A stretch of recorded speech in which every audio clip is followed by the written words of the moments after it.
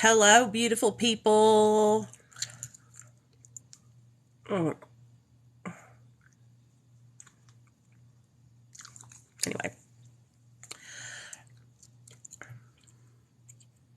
I thought I would come on here and chit chat with you guys. Show y'all my bracelet I got that says my son's name on it. Nate, my little friend, made it for me. So as you can see, I'm living my best life today. Chilling out. I've got really bad allergies, dude. Really bad allergies, you guys. Hey, girl. Like, my nose has just been fucked up all day. And it makes me not want to do anything except for chill in bed. So, what's up with you guys? Oh, happy birthday, babe. Happy birthday.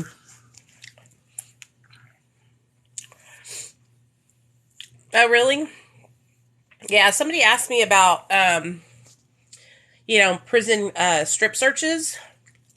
And I made a video about talking about going through the prison strip search situation. And they were like, how did you go through that? I cried every day when I was in jail. And I'm like, girl, when you know you're locked up for, like, I don't know about you guys, but, like, when you know you're locked up for a year, 6 months, whatever, and you can't get out, so why am I going to cry? You know what I mean? I just made the best out of the situation. I had a good time when I'll be honest with you guys. I had fun when I was locked up. I made a lot of friends when I was in prison. We talked a lot of shit. There was always something going on the compound, I worked a full-time job. I worked a full-time job in laundry. I was probably one of the more respected inmates on the compound because I was a good person. Like, I wasn't trying to cause no problems, you know what I mean? But we had strip searches all the time. It didn't matter if you were embarrassed. It didn't matter if you were pregnant. It didn't matter if you were on your period. It didn't matter if you didn't want to show your wobbly bits. Like, you were going to get butt ass naked. And it just was what it was. It took some getting used to. I'll be honest with you. It did take some getting used to. Because I was super duper modest, I didn't like to, I'm still modest like that. Like, I don't like to show a lot of skin. That's why I don't wear, low-cut shirts and stuff like that. And I think part of the reason why I'm so modest is because of the way I was raised up in the religious household I was raised up in. Even when I was in active addiction, I was that girl that had, a ball cap on with, a t-shirt and leggings. I think the most revealing thing that I would wear was, a dress or, a tube top or a crop top or something like that. But nothing too, crazy. So when I was locked up in prison and I had to, get completely naked, you have to also think about it. When I went to prison, I was real skinny because I was addicted to meth. And, sorry, I'm lighting my candles and everything. When I went to prison, I was addicted to meth, so I was super duper skinny. And then when I got out of prison, I was fat as fuck. I went from 150 pounds when I got locked up to 210 pounds when I got released. And so I remember I was humiliated coming home so heavy. I was so upset with myself. And I remember it like it was yesterday because I was living in a sober house. And I was I was probably I got out in 2010. And I am 40 years old and it's 2022. So that was 12 years ago. So I was 28. Is that right? I was 28 when I got out of prison, I think. Anyways, when I had gained weight being locked up, I hated it. I was so uncomfortable with my appearance, Hey, Darlene.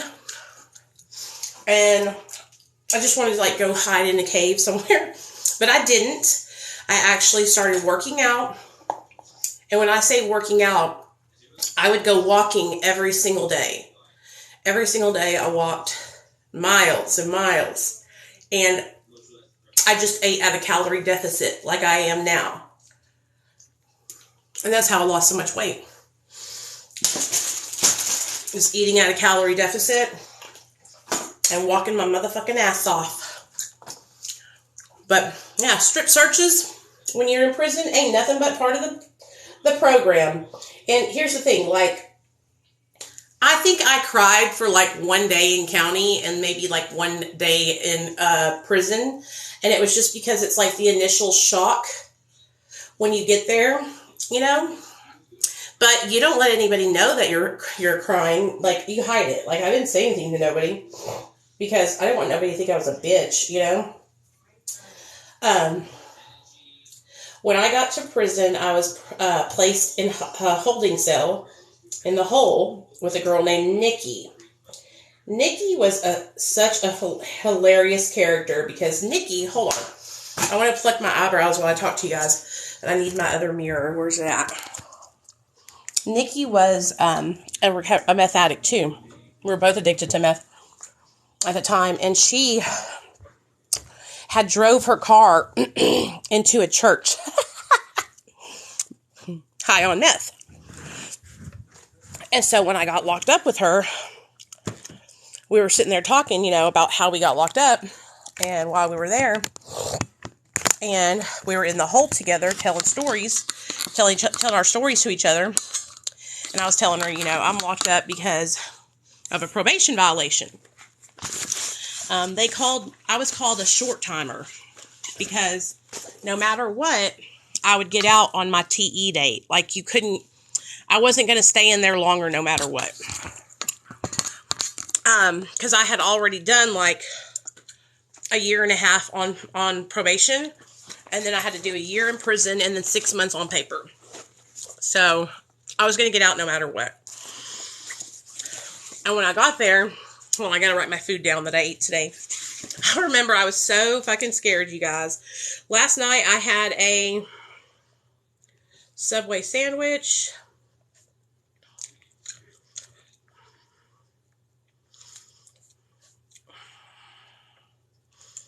I think I ate like 1,700 calories yesterday. And then today I have had chicken biscuit,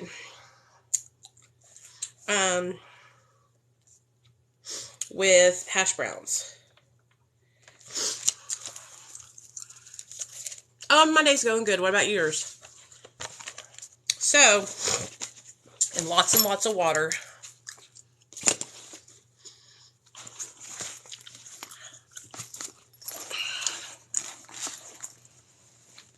I thought I'd come on here and tell you guys that nobody, the CPS hadn't came to my house. And the person who called CPS on me is backtracking and saying that, oh, they're a mandated reporter and they have to do it because of blah, blah, blah. The only time you're supposed to call Child Protective Services on somebody is when you witness neglect or abuse. Neglect or abuse. Okay? Seeing somebody on the internet that you don't like doesn't warrant for neglect or abuse. So, Miss Ma'am. No, there wasn't anything to be reported. Exactly. But I'm going to go ahead and show you guys because now I have comments of her saying that she hates me. And that's why she's, doing it. Yeah. Blah, blah, blah. And I have sent everybody in the recovery community what happened, so everybody in the recovery community knows like what this person is capable of. Because if they're capable of doing that to me, just think about if they could do it to anybody. This isn't a game anymore. You know what I mean? Not a game.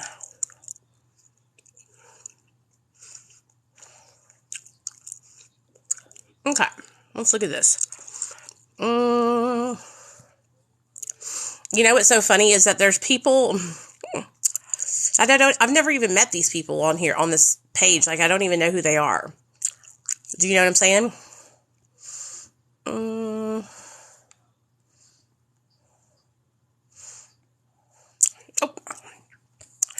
Hey, girl, what's up?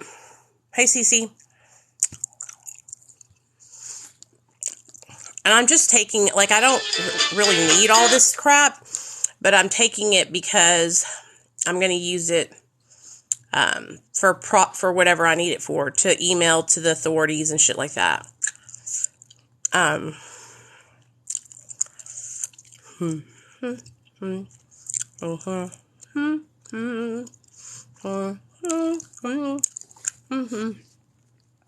Hey, Blondie. Thanks, baby. Hey, Tasha. What's up, girl?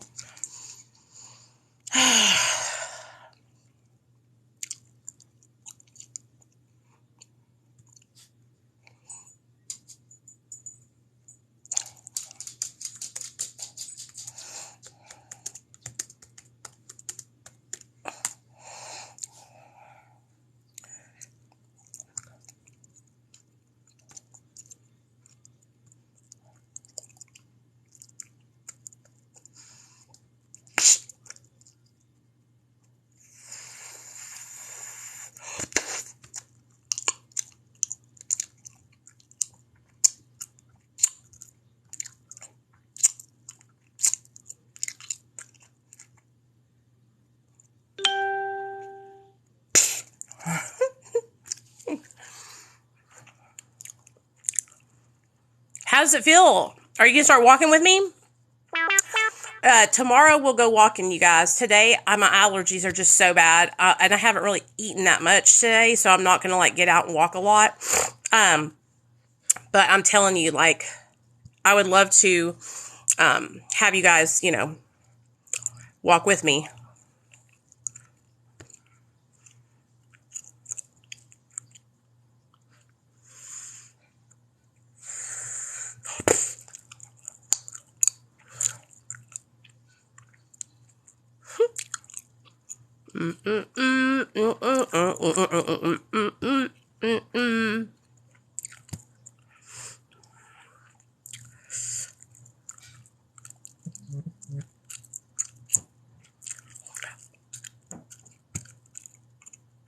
Okay, there we go. Are you talking about your aunt, Cece? Yeah, I'll tell y'all. I'll post like 30 or 45 minutes before I do it. So that way y'all can go with me.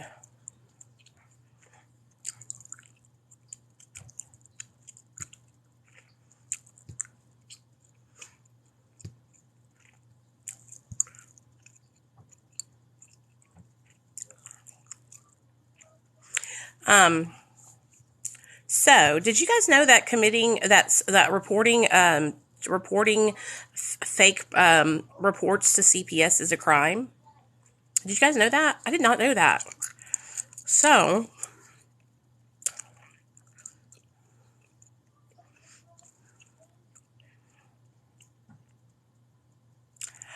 which book? Hey, Tim. I was psycho when I was using.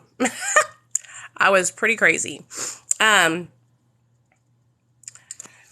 I was on methamphetamine, I was very much so a loose cannon. You know what I'm saying? Like, anything would set me off. When I was on opiates, I was chill, man. But when I was on stimulants, like, after a couple days of being up, I ain't fun. You know what I mean? It's not a good time.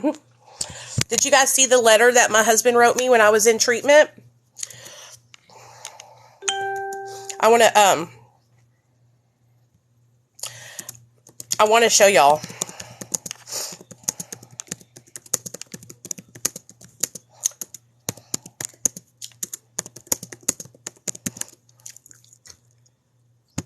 I'll read it to you guys if you want me to.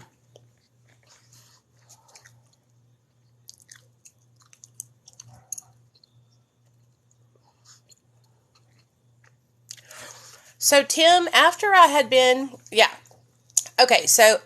got sober, probably like after the first year or two of being sober, everything changed. Hey, Mommy. No, I've been sober for almost 7 years. 7 years, July 13th.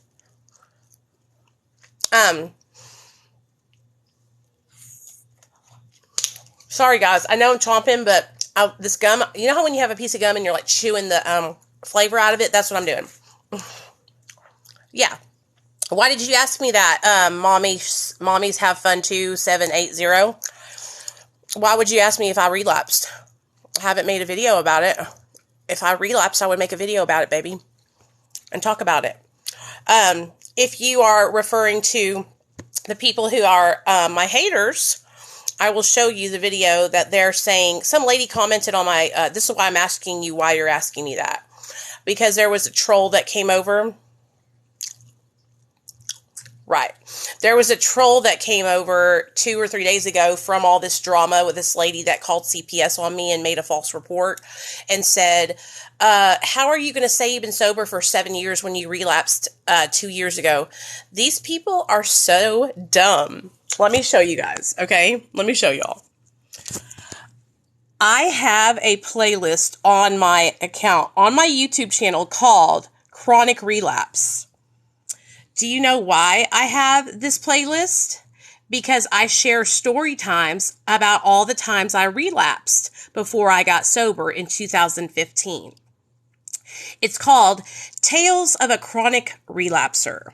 So let's just start this first video and see what it says. Because if people watched my content, they would know. But just going off of experience the negative consequences behind methamphetamine addiction and pill addiction. Okay, I was popping benzos and opiates, and just getting into at 7 p.m. All right. So that's what we're doing. We're doing it over, but that's okay because we all make mistakes. Okay, now before we get into the video, please, please, please, please give this video a thumbs up. That was a thing my son threw on the ceiling, one of those sticky things. Are you a chronic relapser? Can you look back in your recovery history or recovery and addiction history and realize and see patterns of how you were struggling, and maybe you can learn from those? And that's what I'm trying to do today. Is I want us to learn from the experiences that I had, okay? That I had, past tense. Please subscribe to my channel. This video is from 2019. Every single day almost, you guys. If you didn't know, my live streaming schedule is Mondays, Wednesdays, and Fridays at 7 p.m. Central Standard Time. You can catch me here every Monday, Wednesday, and Friday without fail at 7 p.m. We do live stream meetings. We do support groups. We have story times. We have other people come on and share their experience, strength, and hope. This is like Recovery Central over here.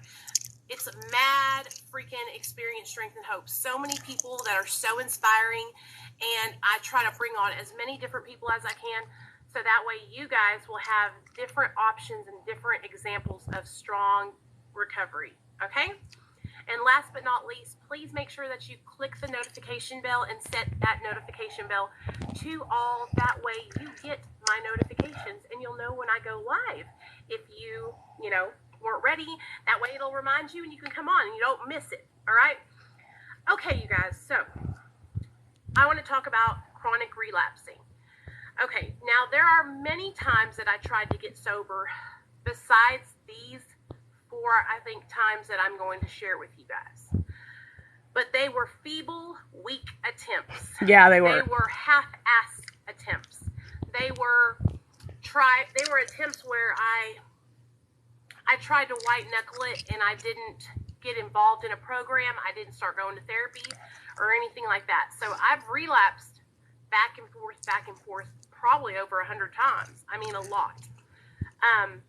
But I don't count all those small lapses, because I just count it as I was using the whole time, because I didn't have any significant amount of sobriety behind that time. Like, I might relapse for 2 days and then go back out. Yeah. You know what I'm saying? So these times that I'm fixing to share with you are times where I had significant amount of time, like 6 months, 9 months, 3 months, more than 30 days, okay? All right. So the first time I ever went to treatment was back, I think it was 2005. And I went to a place called Quapaw House in Hot Springs. So this is a story now, when I went to Quapaw of me House, chronically relapsing in 2005. Dumbass motherfuckers. This is so funny to me. This is a story about me chronically relapsing from 2005. But if you just go to my channel and you're trying to troll and be nasty, you can see this whole playlist about relapse. And you could assume, I guess, that it's that it's current, but it's not. It's from 2019, and I'm telling stories from my past. Okay, I tell these stories because I don't think there should be any shame if you're struggling with relapse. And also, okay, let's say, just hypothetically speaking, that I did relapse recently. Why the fuck does it matter? You know what I'm saying? Like, aren't you here to support me? Aren't you here to love me through the time and help me, on this journey? You know what I'm saying? Why would it fucking matter if I did? You know what I mean? But I haven't. And that's what's so crazy to me, because when I come on this app, I talk to you guys about everything. And I had been talking to you guys about my struggle with ADD. Okay? My struggle with ADD and needing help with my ADD and trying to find a doctor that will see me to do an evaluation to see if I can have a proper diagnosis, right? And so I came onto my account like a week or two ago, and I was like, do you guys know any telehealth doctors? Do you know that this woman posted on her page and said, the reason why I'm asking for telehealth doctors is because I'm banned from the state of Arkansas? What? What? I'm banned from the state of Arkansas from seeing a doctor? What? Are you fucking kidding me, dude? No, I'm not banned from the state of Arkansas. I just want to see a doctor. And I asked my doctor to refer me to a psychiatrist, and it's been 2.5 months and he still hasn't given me the referral. So I'm trying to find other options. Do you see what I'm saying, you guys? But because I come on here and I talk to you guys about my struggle with ADD, anybody who watches my content can see the struggles that I have in my life with my mental health, with ADD, with staying focused, with getting motivation, all of that. Everybody can see that. Okay, that's why so many of you guys have inspired me to go get help for it and try to get help for it, right? This woman, Tanya and Carol, they take my videos out of context purposely to write their own narrative. Okay, I've been sober since July 13th of 2015, you guys. All right, if I relapsed, I promise you guys, you would know, because I would be a fucking mess. I would be a wreck. If I relapsed, especially on methamphetamine, I would be in psychosis 24/7.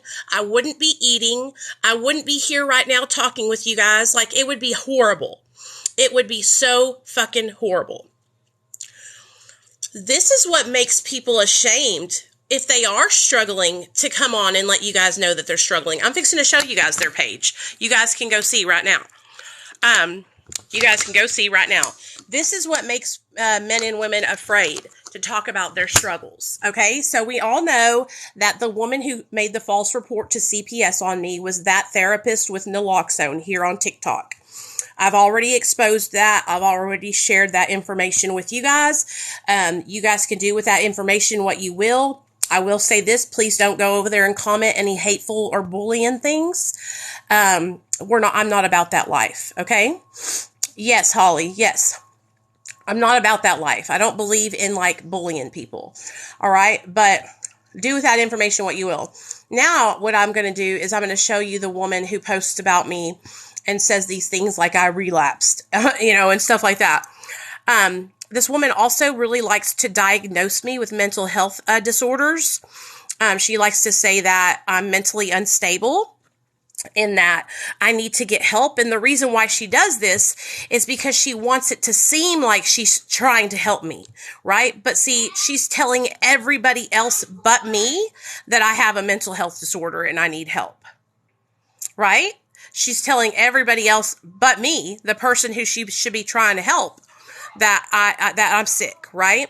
So that's not trying to help anybody, but that's her way of trying to cover herself to make it look like she's doing this out of care and concern for me, which it's not. Okay?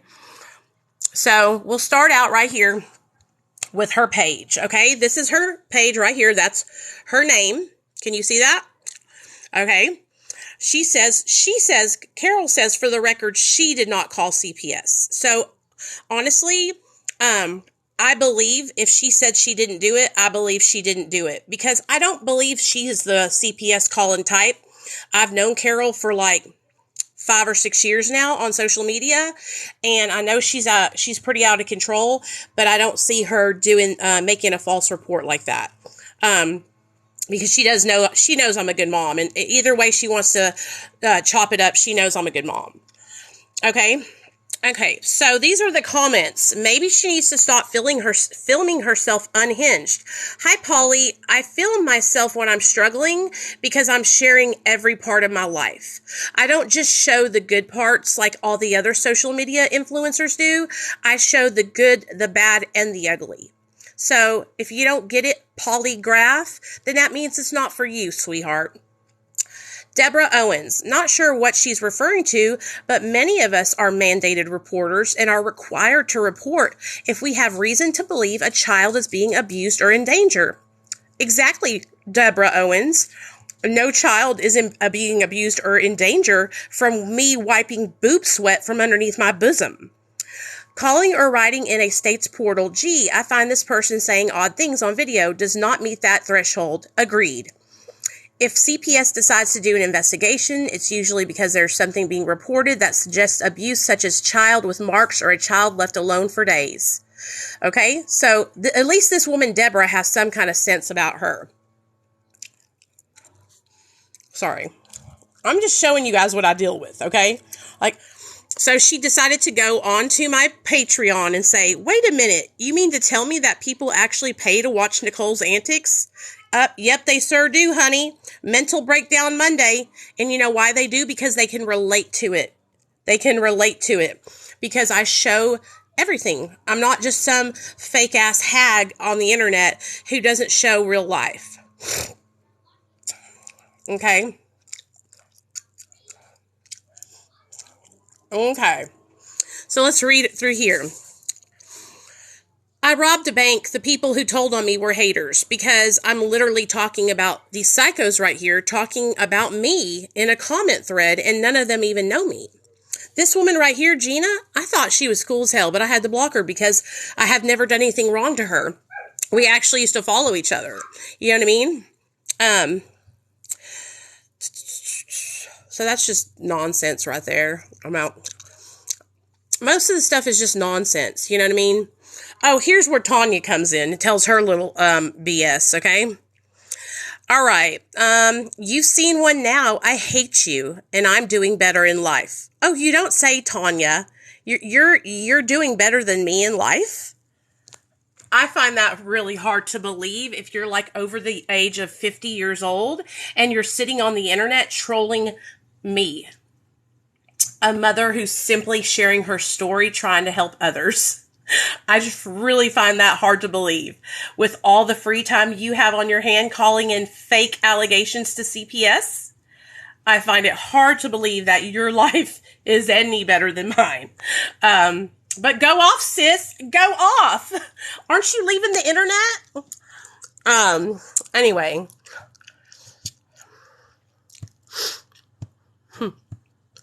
It cracks me up, dude. Okay, so you guys know how we do the trends here on TikTok, and we do the most embarrassing things that happened to us when we were in our active addiction. This is like literally, this woman watches every single one of my videos and shares them all. Hey, Carol, girl, I know you're in here. Shout out to you. Now, if that's not some solid recovery, I don't know what is. Because I'm sharing about the crazy shit that happened to me in active addiction. What's so bad about that? We all do that here on TikTok. Okay, we all share the crazy stuff that we did in active addiction. It's a trend. And see, that's what these people don't understand.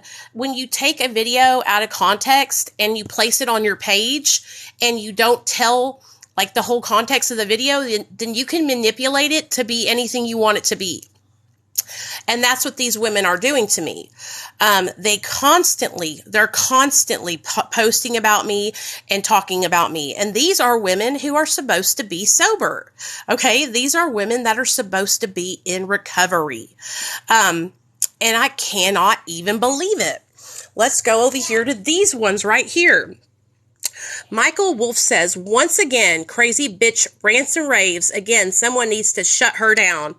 Shut me down? Why? Because I'm literally sharing my life. Sorry, Michael, that your life is so boring that you don't have anything to rant and rave about. Judy comes in with the save and says, I love her eye makeup. Thanks, Judy. Carol says, I'm sure she'd be happy to give you a tutorial. And Judy says, why do you think I watch her videos? Duh. I know Judy's trying to be nasty, but it's all good. Yep, she's bald. Matthew says, definitely, if she needs support with that.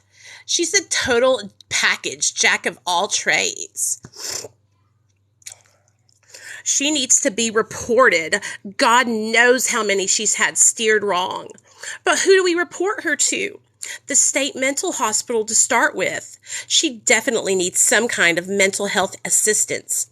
She's unethical, pretending to do what's against the rules. Exactly what am I pretending to do, Debbie? What am I pretending to do? Sharing my experience, strength, and hope is not unethical. It's literally just me sharing my experience. And here comes Carol in with the save to diagnose me with mental health disorders. She demonstrates many features of bipolar disorder. She's a very sick woman. This could be dangerous. I feel sorry for her kids. Debbie, first of all, I only have one child, and you don't even know who the fuck I am. So shut the fuck up. It's really quite sad that she doesn't realize she needs mental health help. Very poor insight. Grandiose delusional manic episodes, fly dive ideas. I have yet to see one iota of recovery coming out of her mouth. But Carol, how is this recovery? How is stalking somebody 24/7, 7 days a week recovery at all? In fact, Carol Twatlinger, whatever your last name is, how is being obsessed with someone else's life mentally stable? How's that mentally stable? How is thinking that you're doing something good when you're trying to harm somebody else's life? How is that sane? Okay. So, yeah. Do you see what I'm saying, y'all? And then she tries to say how sad it is. How sad it is. And here she comes in with the lies. Her 6-year-old sleeps in a twin bed in the parents' bedroom. She is dangerous to many in the recovery community. So let's go over here and show this twin bed that they're talking about. So just so you guys know, this is Nate's old toddler bed. He has slept on that thing for the longest time. But what he likes to do is he likes to be in here and play video games when me and my husband are watching TV. Okay? But I'm going to show you his bed, which is right across the hallway from our room. The bed I fold all the laundry on. He has his very own queen size bed right here. And to add even more amazingness to it, he has his own bedroom with his own couch, his own TV, his own video game controllers, everything a kid could ever want, and more in life. And do you see why these things are harmful? Going on a comment thread and telling lies, saying my son's not able to sleep in his own bed, saying that he doesn't have the things he needs is dangerous. It's dangerous because it's false. It's false. Do you see what I'm saying? And so these people sit on her page all day long. None of them know me. None of them have even given me the chance to come over and get to know me. Okay? Just like the lady who said that I relapsed because I was asking you guys how to get treatment for my mental health, my ADD. For somebody that has mental health issues, I am so transparent about my struggles with depression, with anxiety, with ADD. And it makes me not want to share what's going on because these dumb bitches they make up lies. But they don't talk about how I share and how I'm very transparent about everything that goes on in my life. They could never. You know why? Because Carol is sitting in her home all by herself, no connections to her children, obsessing over me, Rich Walters, Richie Weber, and any other recovery advocate that works in the field. Because her life is washed up and she's an old woman with nothing better to do.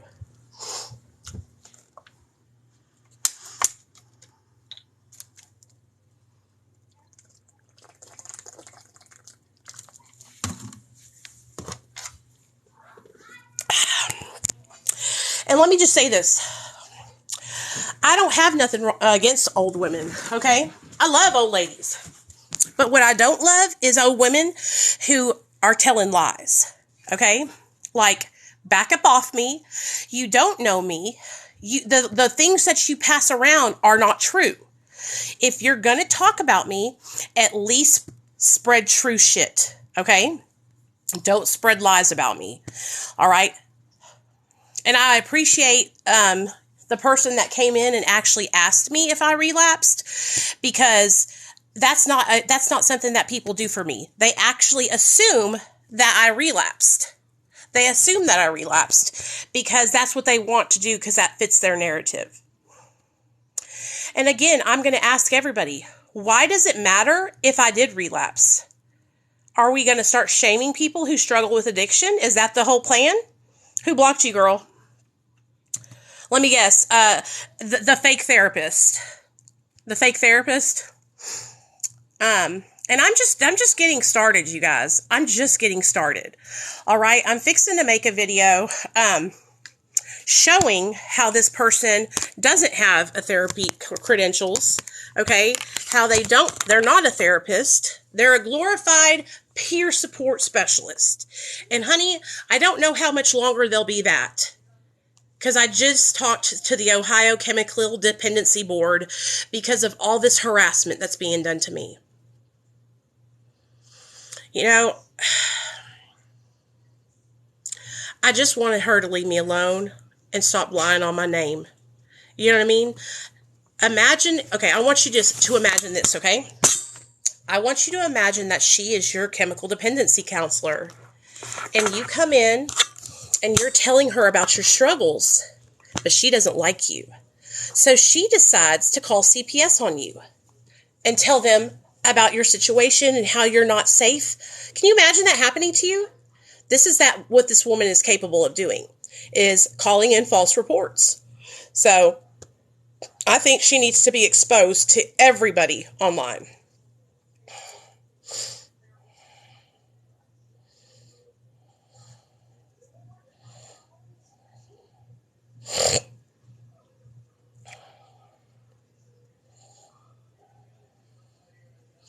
Everybody needs to know what she's doing and how wrong it is. You know, she says she's leaving TikTok, but she'll still stay on Facebook and Instagram. So I'm literally posting this shit on Facebook and Instagram too.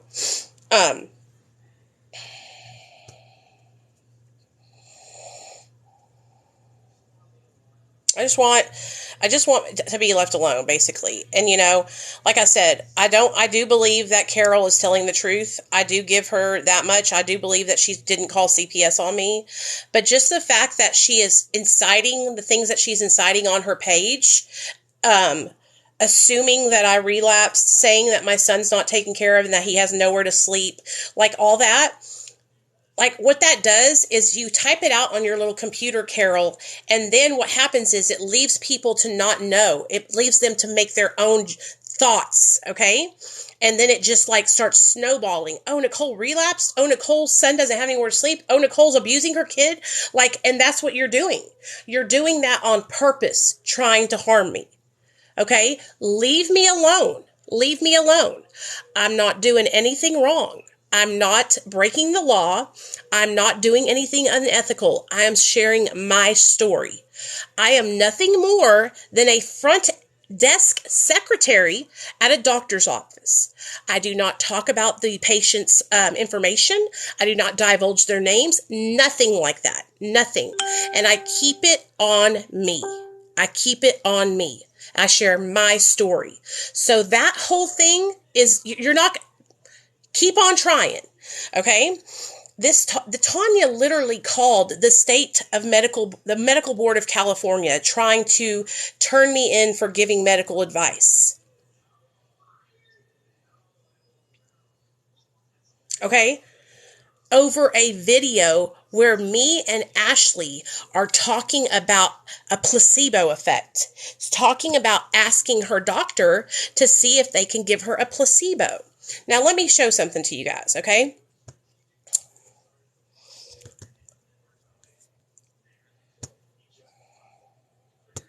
I'm tired of it, you guys. I'm tired of it. I'm tired of it. All right? I'm tired of it. And I don't deserve to be treated like this, you know? I don't deserve this at all. Just because you don't like me doesn't mean I deserve to be stalked, you know?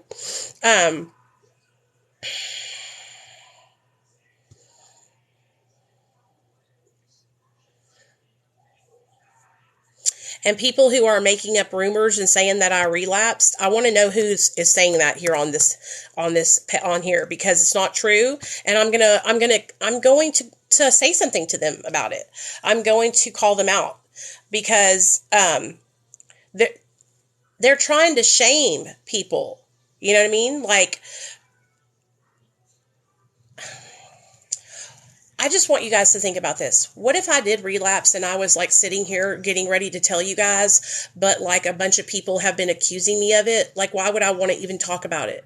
Why would I even want to share that with you guys? You know, which I'm telling you, that's not happening.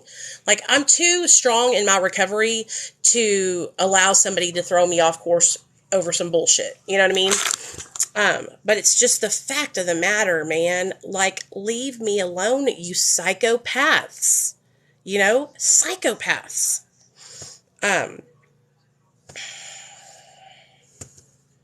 Yeah, it's been going on for way too long, and I'm sick and tired of being sick and tired. You know what I mean? I will tell you what the lady at the chemical dependency place said. I talked to her yesterday for about 45 minutes, and she was off. Honestly, you guys, she was just dumbfounded, because she can't understand why somebody that is not even the same state as me, that I've never met in real life, has such a vendetta to harm me. She doesn't understand why this person will keep doing it. You know what I mean? I told her, I said, I don't know why. The only thing I can tell her, and I took her all the way back to the beginning. And for those of you guys that don't know, I'm fixing to take every single one of you guys all the way back to the beginning of why the therapist with naloxone started to harass me. Okay? So listen up. Get your big ear listenings on, because I'm not gonna repeat it. Okay? So back in 2021, around the summer of 2021, I had made a video about Suboxone. In the video, I stated that the naloxone in Suboxone is inactive, because a lot of people think that naloxone is what is keeping them from being able to use opiates. But what it actually is the buprenorphine, because buprenorphine has a higher affinity to the opiate receptors in our brain, right? Well, instead of saying that it was inactive, I should have said that the naloxone's bioavailability is less than like 2%. And so that's why the buprenorphine, you know, keeps us from being able to get high on opiates, because it's more bioavailable and it goes to our receptor and pushes off all the opiates, and it has a higher affinity. So I fucked up, right? The moment she saw my video, she started commenting. I mean, mad commenting, like 10 comments in a row, getting angry. And so I deleted her comments and I DM'd her. And she didn't answer me right away. So I DM'd her friend, Amanda. And I said, hey, Amanda, can you explain to me what I said wrong? Okay. No, she's not my therapist, Foxy. Listen up. She's not my therapist, okay? She's not even a therapist, okay? So She's a girl here on TikTok, but just listen. So I called Amanda and I said, hey, Amanda, can you explain to me like what I said wrong? Because I'm not sure. And she was like, yes, Nicole. And she explained to me the bioavailability of naloxone when combined with Suboxone. And I was like, I see where I said the wrong thing. I took the video down and I messaged Tanya and said, hey, next time, will you just message me privately if I say something that's not correct, and I'll fix it. Like, I have no problem learning from other people, right? And I thought that our whole conversation was good. We left off on a good foot. And I was like, okay, girl, talk to you later. Heart, bye, right? The next morning, I woke up to check my boss's DMs on Instagram. Because for those of you guys that don't know, I check all of Dr. B's social media and all his emails, and I take his phone calls. Okay, so anybody trying to get to him has to go through me. Okay, so I woke up that morning to check his DMs on Instagram. I was going through his emails, his DMs on here, his DMs on Facebook, and then I got to Instagram.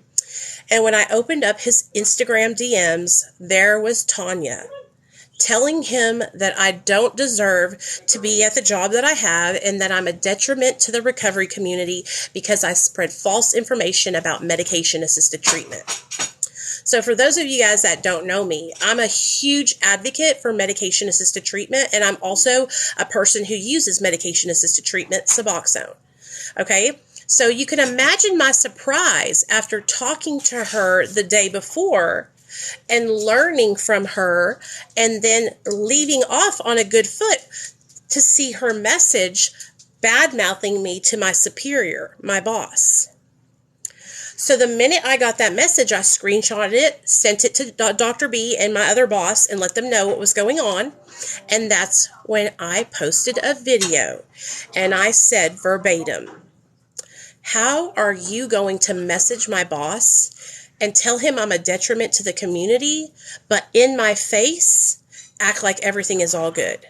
This is wrong, and there was no reason for you to be reaching out to anybody that I'm employed by over a literal miscommunication about a medication that we all talk about here on TikTok.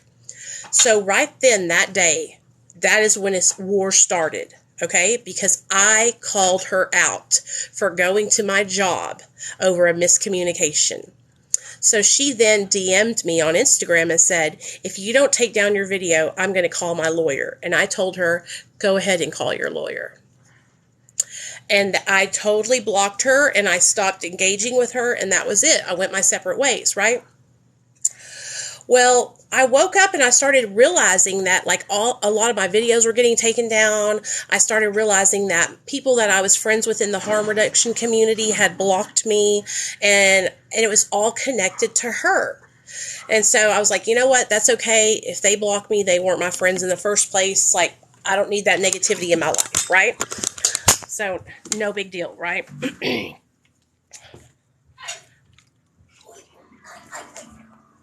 And you would think after realizing that, you know, I check all of, no, this was Tanya, the therapist with naloxone. You would think after realizing that I like run his social media and that I talk to my boss every single day, that she would realize that there's really nothing to say to my boss that's going to make him fire me, because I'm a good worker and he knows my heart. And when I tell you guys, I work my butt off for my boss, okay? I am a hustler, all right? I work really freaking hard for my boss. So I just thought this would all take care of itself. Like, I thought she would leave me alone. I thought we would go our separate ways. I would ignore her. She would ignore me. Nope, that's not what happened. She started posting about me obsessively. She started taking clips from my live streams like we're in right now, and then clipping them and posting them to fit a narrative. The first one that I really realized was when she started calling me a body broker. Okay, when she started saying that I'm a body broker and all I'm about is money. Because last year I got 2 sponsorships to work with 2 different companies. A lot of you guys know that I work for Self Recovery, which is an online recovery treatment program that you can do in the comfort of your own home. It's classes online. And I started advocating and talking about it because it's my job, okay? And I believe in the program. she took off with that. Her and a bunch of other girls here on TikTok took off with that and started like saying I was a body broker, which a simple, literally, you guys, just knowing how much information I tell you guys about my life, knowing that I get paid salary right there, I'm not a body broker, okay? A person who is a body broker, they get paid by head to get people into treatment, okay? Another reason that proves that I'm not a body broker, I only work for an outpatient program. I don't even work for an inpatient program that would need to get people in for PPOs. Also, the program that I work for takes state insurance, okay? So we're not even in network with PPO insurance, all right? All of this stuff, like I tell you guys, so you know it. And so all these things, she was just making this shit up. But you got to understand, like, when you're putting out lies, when you do that on social media, there's people that only hear what you say and then they don't do their research and they believe it. So what started to happen is people started coming over to my page and calling me a body broker and all this stuff. And I was like, what is going on? And that is when people started sending me all the videos that she was making about me. So I said, okay, I've already talked to her about it. What can I do about this? How can I get somebody to talk to her that maybe can get through to her? So I found out that she volunteered for the Ohio Harm Reduction Coalition. And so I found out that they were like her superiors in a volunteer sense. So I said, okay, I'm going to reach out to her superiors on the volunteer team and just ask them if they can please talk to her and ask her to please just leave me alone. You know what I mean? So I emailed them. I sent them the videos and all that. And when I tell you guys, the guy didn't even read or look at the videos that I sent. The moment he opened it up, he went and told her, hey, I got this email about you.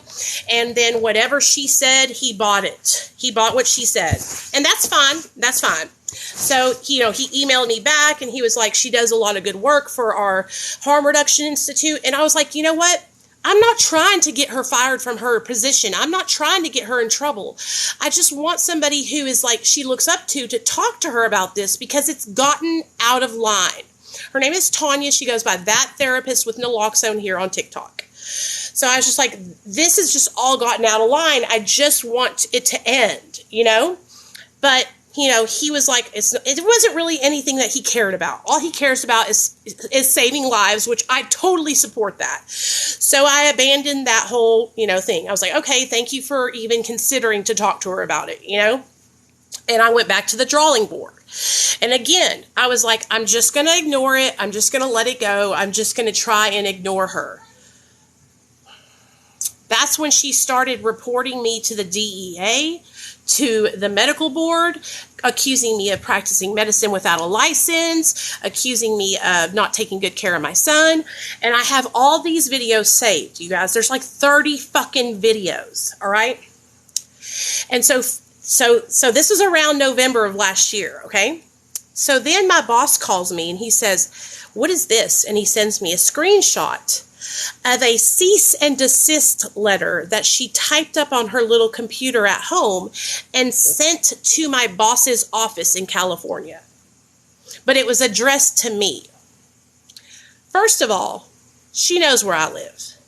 Second of all, how are you going to send a cease and desist to me when you're the one who's posting videos? So what I did was I sent my bosses all the videos. And I let them see exactly what I was dealing with. And my boss told me that I needed to take this seriously because this is serious and that I needed to make a report. Because what if she comes to my house? He was like, this isn't normal behavior for somebody that's supposed to work in the industry. This is not normal. And so after she sent that cease and desist letter to my work, I started to take it a lot more seriously because my boss said I needed to. And that's when I gathered all the proof that I needed. All the information, all the videos, her saying things about me on people, everything I could get. Her diagnosing me with BPD, everything. And at this time, I still believed she was a therapist. So you can imagine me, I was like, what? Like, why would a therapist, she knows it's against the law to diagnose me online. She knows it's unethical what she's doing, because at this time I still thought she was actually a therapist. Well, I took my boss's, I took his advice, and I made a police report last year in November about it, just for my records to have on file to show anybody, if somebody came to my house, whatever, that this has been going on, I've been being harassed. Well, then she started joining forces with CT, Carol, who makes posts about me on Facebook. And like I said, all of this is because I work in the industry and they don't agree with me having my position, because I'm not a therapist. I'm just an addict in recovery. They believe that I shouldn't have the position that I have because I didn't go to college to become a therapist or a counselor or whatever, which anybody that is a drug addict in recovery that has multiple years sober can work in the recovery field. You don't have to have a degree to do it. Lived experience is some of the best experience. And I have asked my peers have even told me that they get more out of my content than they do out of their doctors or therapists or counselors who have no experience with addiction. Okay, so I made the police report, and then I was like, okay, I'm just going to ignore her and go on about my life. December passed by, January passed by. Oh, no. Let me go back. Around November, December, I had made a video, and I was talking about my best friend, Jerry, who gave me the nickname, the F Hag, okay? Back in the 90s, gay men who had a bunch of women friends would refer to their women friends as F-hags, okay? And so I was telling a story time on my account about my best friend calling me that.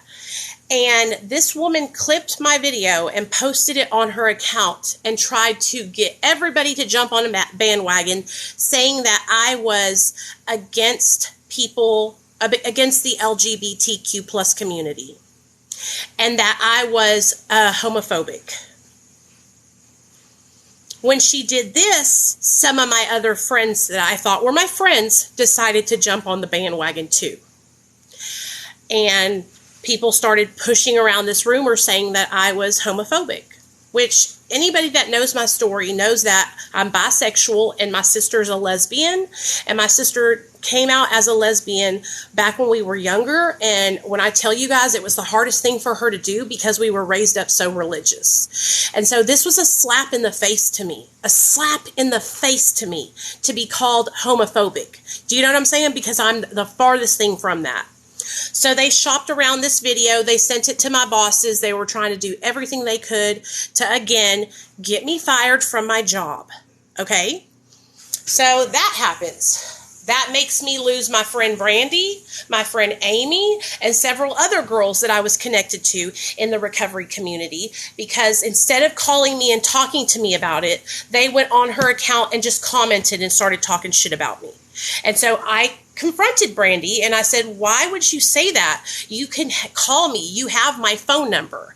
And that's when she continued to say and gaslight me and say that she did tell me about it. And I'm like, where was I at? Where the fuck was I at? So we totally, we don't even talk anymore. I have her blocked. It was probably one of the most hurtful things, was losing her as a friend and my friend Amy as a friend, because I loved them. Like, we were real life friends. Like, I talked to them on the phone. I looked up to them.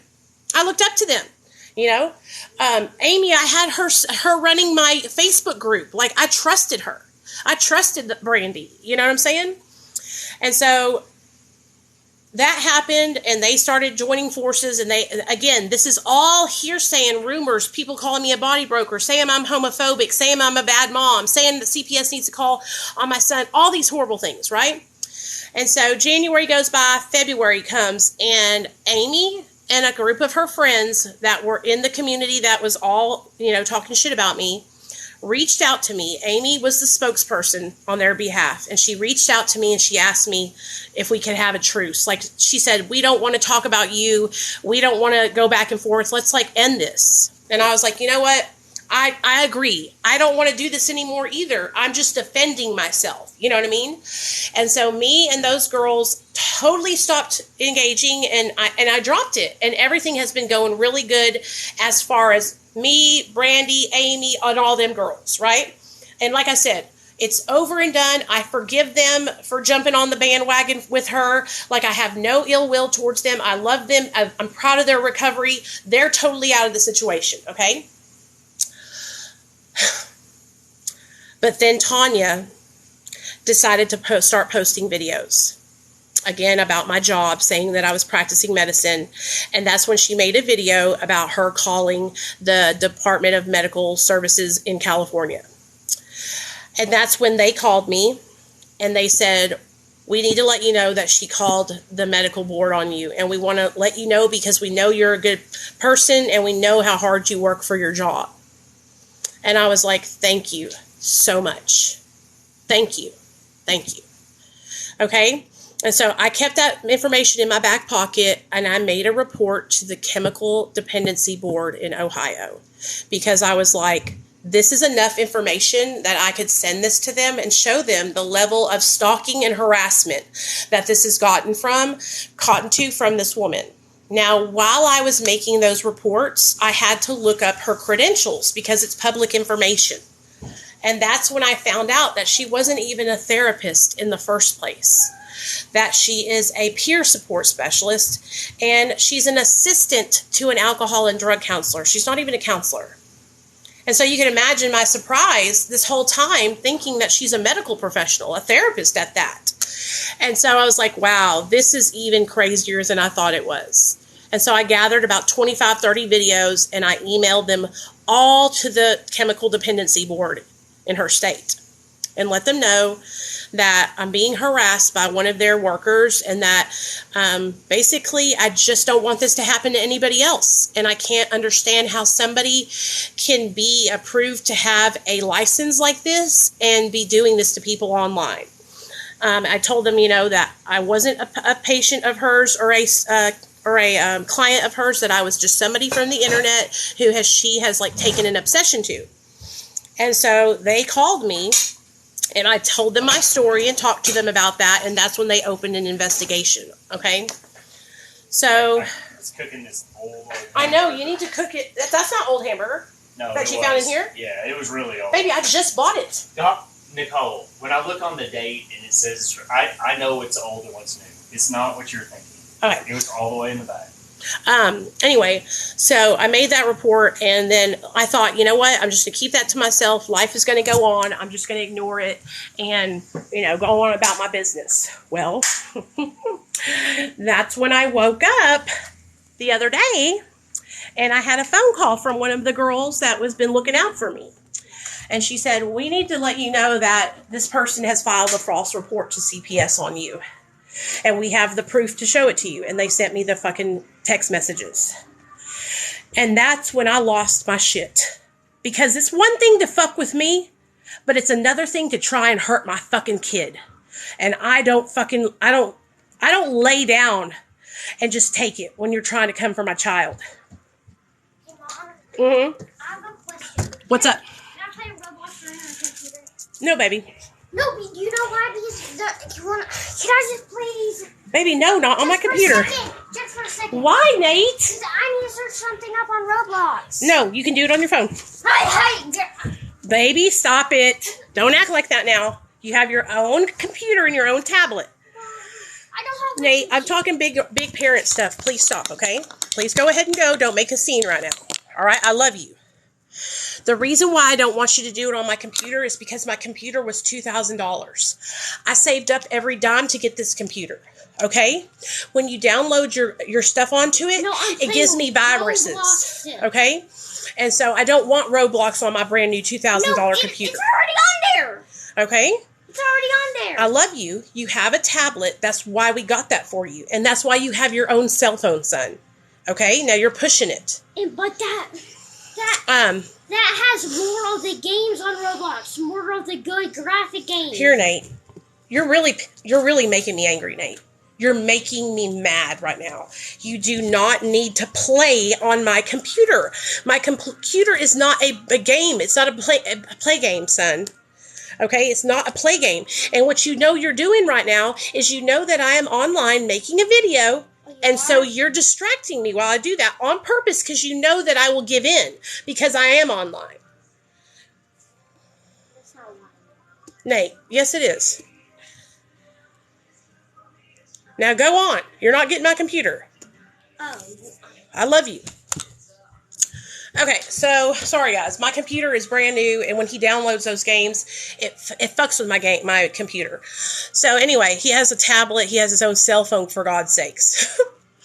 Always got to be using my stuff because it's just like, when it's your mom's, it's all shiny and new and you want to use it.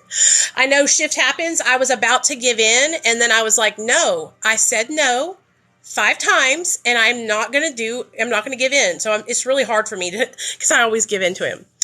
But anyways, that's neither here nor there. So when I found out that she had called CPS on me and made a false report, that's when I said, you know what? Screw this shit. I'm done not making videos about it. I'm done not exposing her. And that's when I posted my video at the beginning of the week, showing you guys what this woman is capable of doing and what she has been doing to me for the last year. Okay? And that, my friends, is where we're at today. I talked to the Chemical Dependency Board and told them that I had more information and that I had a police report to send over to them and that I had more videos to send to them. So I did that yesterday. And she told me that she was going to go and talk to the big board people about it yesterday, I think, or today, I'm not sure. I really don't care. Like I said, I really don't care.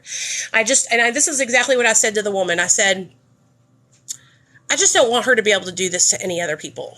Like, this isn't right. And her having like a position of power and thinking it's okay to abuse her position of power is just on another level. Okay. And so I want to show you all this video.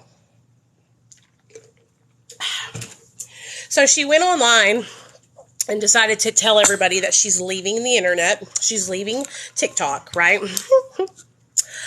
But in the same video, she tries to defend her actions by saying that as a social worker, she's a mandated reporter.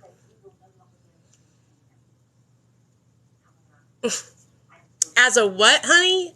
You're not, what? Okay. So let's say she is a social worker and she has to report. What part of me wiping boob sweat from underneath my bosom is neglect and abuse? What part of me just now telling my son no, he cannot use my computer is a part of neglect and abuse? What part of him having everything in his life and more is any part of neglect and abuse? Okay, the person I'm talking about is the therapist with naloxone here on TikTok. And see, I wouldn't say her name before. I wasn't saying her name, nothing. That's all over. I'm saying the name now. I'm saying the person that's been doing this to me and been harassing me for the last year. Because I don't deserve to be having done what I'm having done to me. I don't deserve it. I don't deserve this. So now I will play for you the video that she made trying to backtrack and say that she's a mandated reporter. And that's why she had to call CPS on me, because she's mandated to tell CPS about a woman wiping boob sweat from underneath her boob. And let me just preface this by telling you guys this. When I was on that live stream, my son was nowhere in the vicinity. Okay? I'm a very modest person. And I wasn't even around my kid when that happened. So,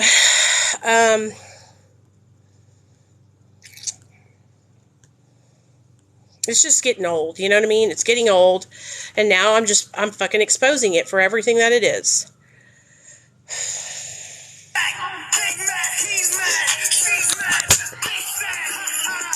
So this is a video that she posted because I guess you guys reported that video.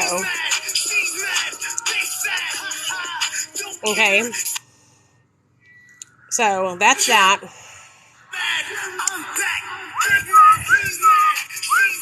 And I'm not mad. I'm just, like I said, I'm just defending myself. But here we go. Let's do this. Y'all ready? Listen up. Listen closely. We'll watch this video and I'll be right back. You know what I think you should ask your doctor to do? I think you should ask your doctor to have you come in, give you your shots, in 1 week, not give you the shot. 1 week. This was a conversation that I was having with Ashley Is Okay. She's in the chat right now. And then watch. I 100% believe within my heart that you will be okay. That you will not feel withdrawal. That you will be 100% in a better place. Ask your doctor if she can do that. If she can give you a plan.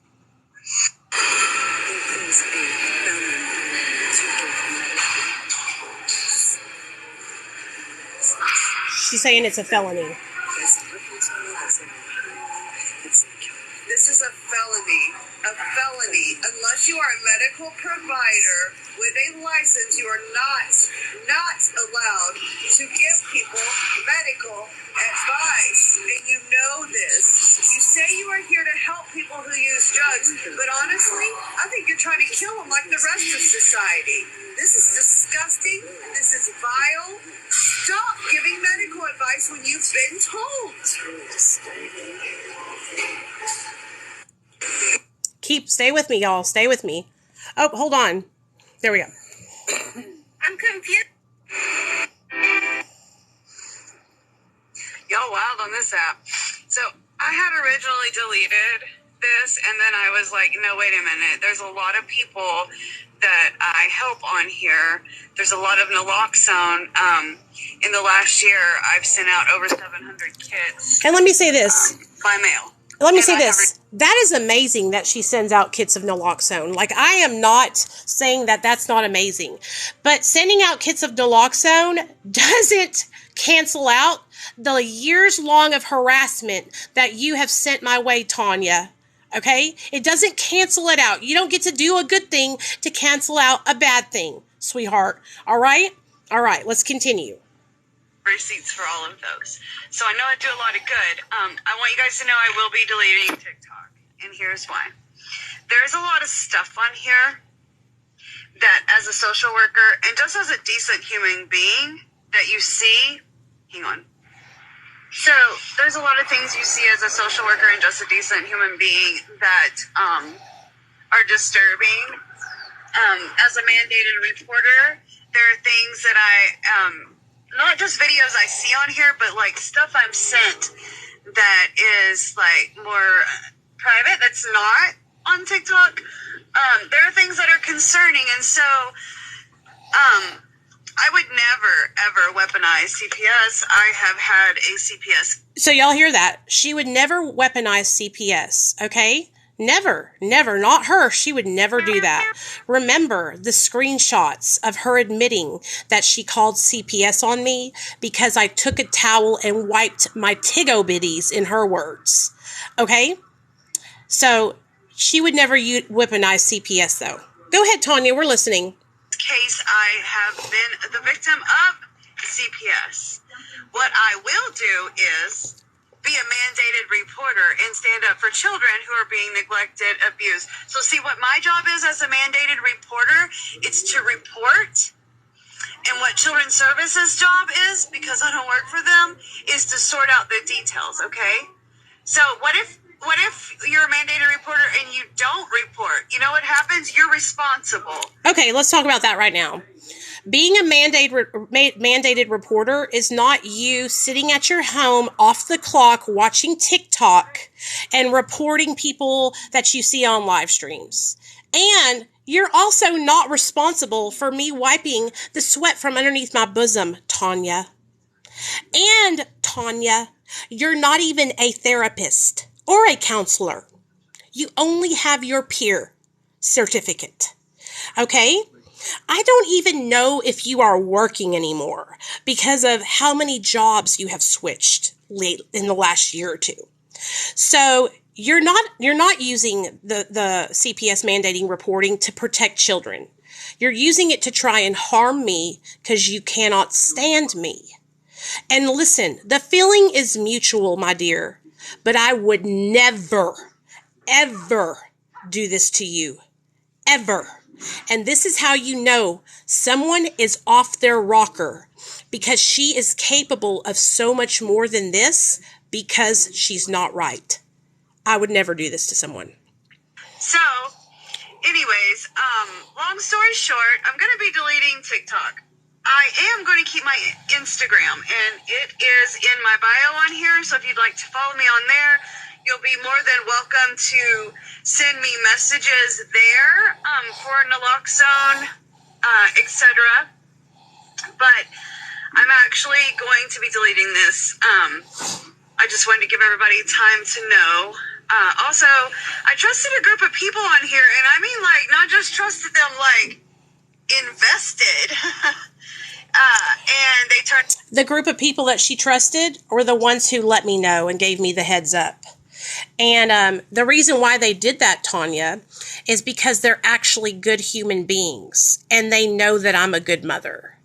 And they see that you, my dear, are ill and need help.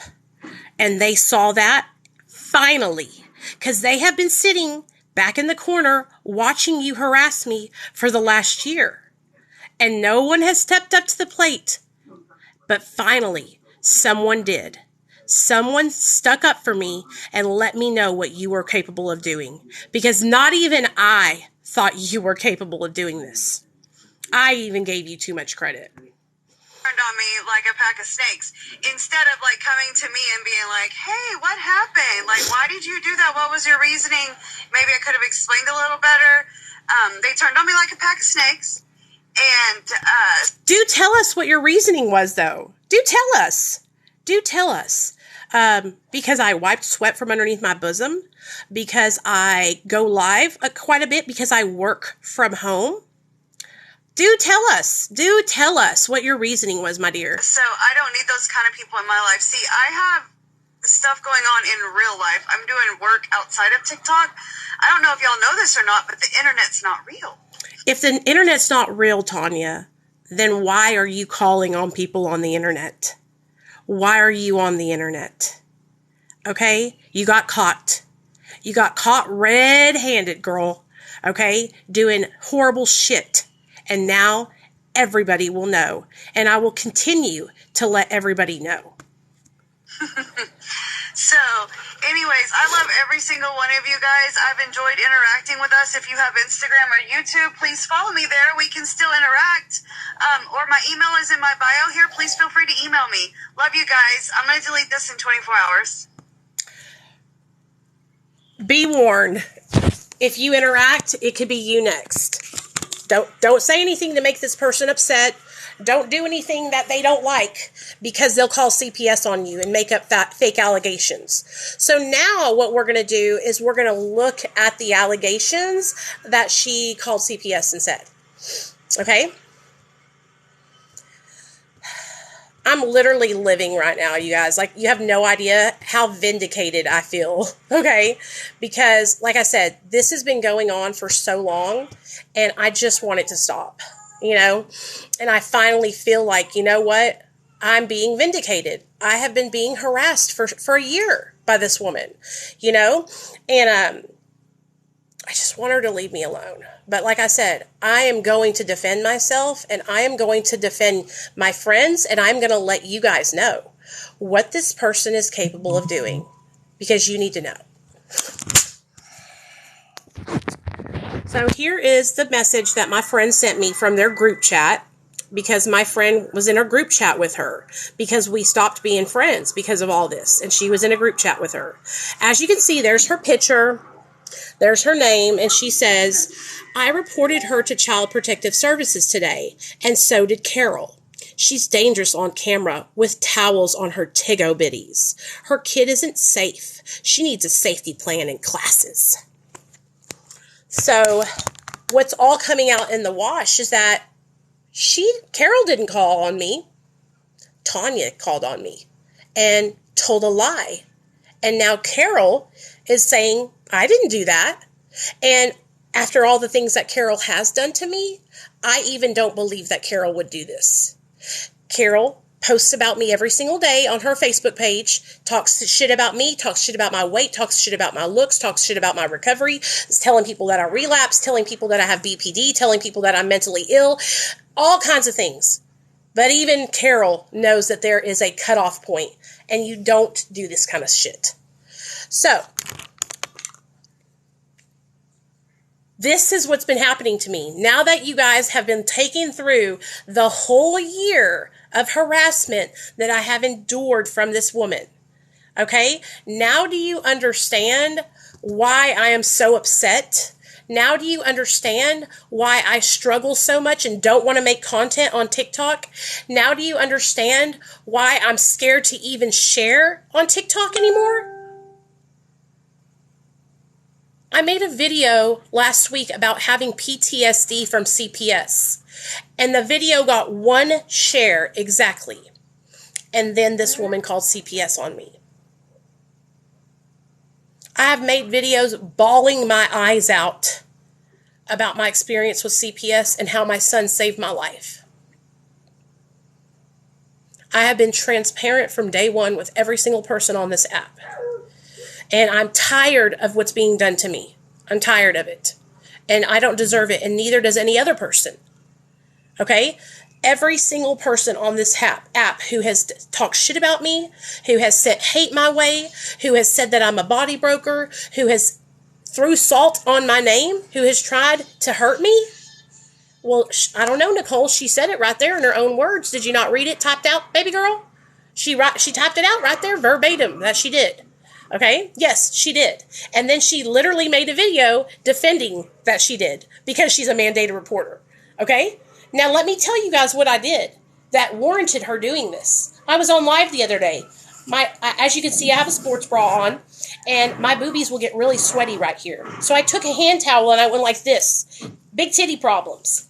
That's what I did on live. Okay? I'm standing up for myself. I'm standing up for myself. I have the video pinned showing the proof that she called CPS on me, showing that she said she did out of her own pie hole. Okay? And I'm going to keep it pinned. And if the video is taken down, I will repost it on every one of my accounts because I have 5 of them.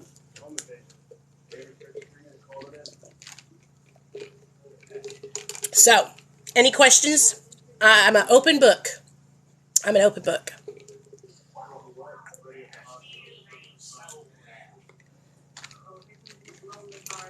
A lot of people want to know, like, how did I get my job? You know, how did I get my job if I'm not like a medical professional or a therapist or a counselor?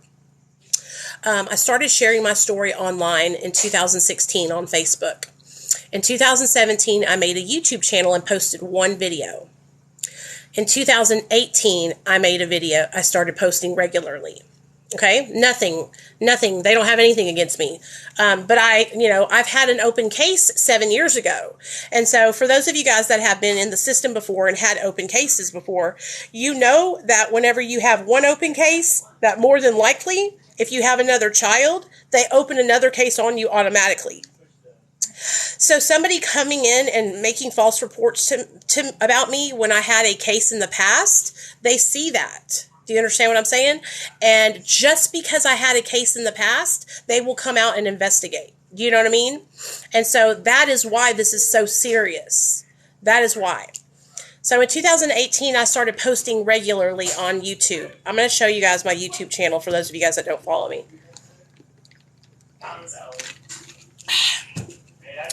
I started posting regularly on YouTube, you guys, and I love it. I got so much support. I made so many friends. Kayla. And it was just amazing. It was the best experience of my life being on YouTube. And I started out my channel by just sharing about my experience in addiction. I'm going to show you guys. And I want y'all to stay and listen and watch, okay? So, where I talk about my recovery from addiction and my life as a mom. This is me in January of 2019. Fighting the disease of addiction and staying sober one day at a time. Today I want to share with you guys my experience as a mother being addicted to methamphetamine.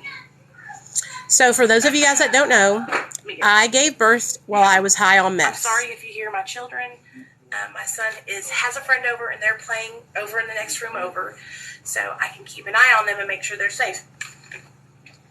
But I've been kind of looking into my analytics and seeing the majority of my followers here on YouTube are women. And a lot of you guys are mothers or mothers of addicts. And I want to start. So anyways, long story short, I share Drunk all the time because everything about my addiction and my recovery. Country town. I show myself making breakfast in the morning. I show myself getting my child ready for school. I show myself going to the bathroom sometimes. Not myself, but I'll have y'all with me. Like, I just show everything. And so I started posting regularly in January, in 2018, the end of 2018, early 2019.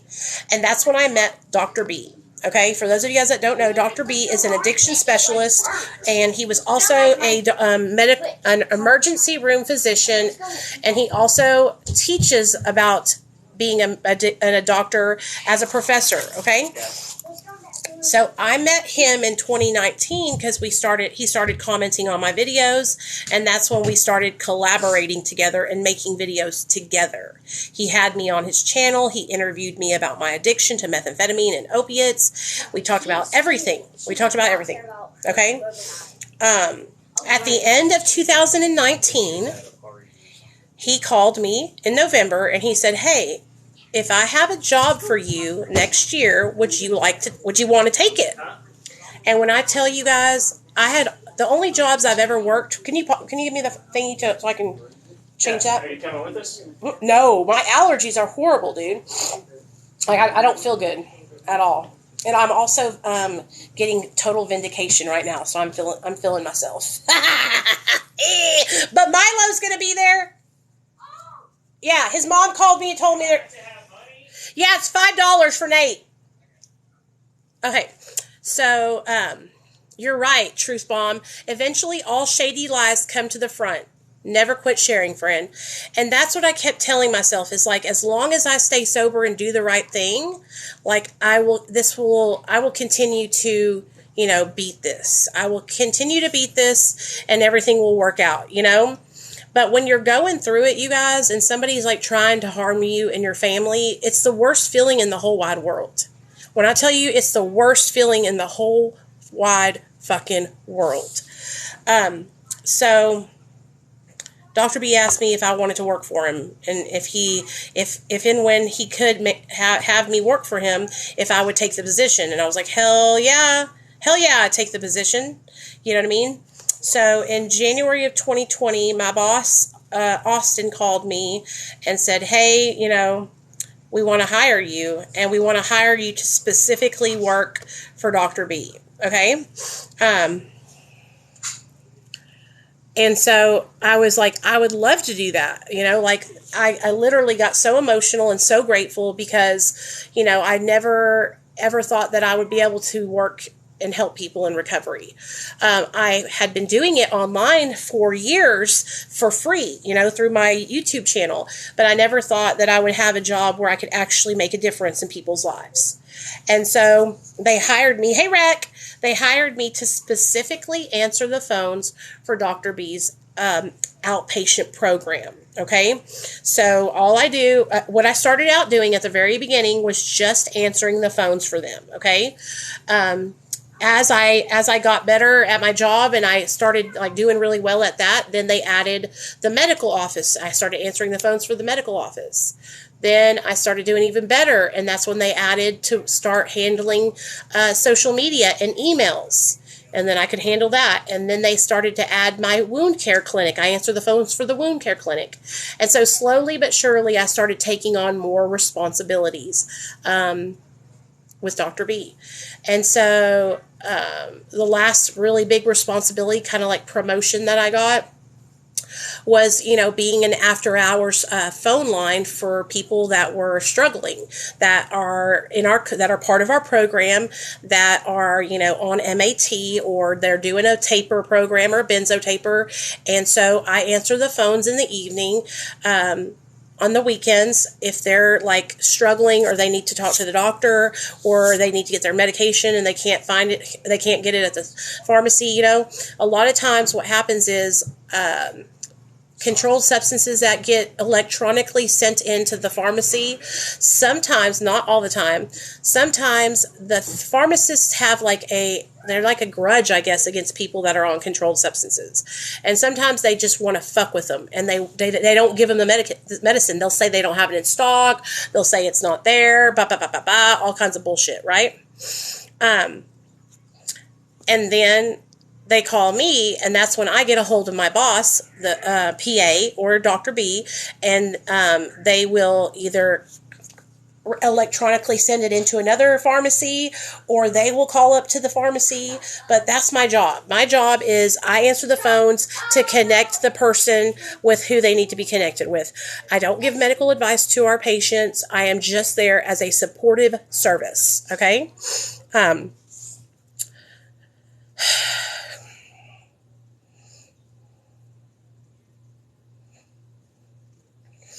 I want to read this.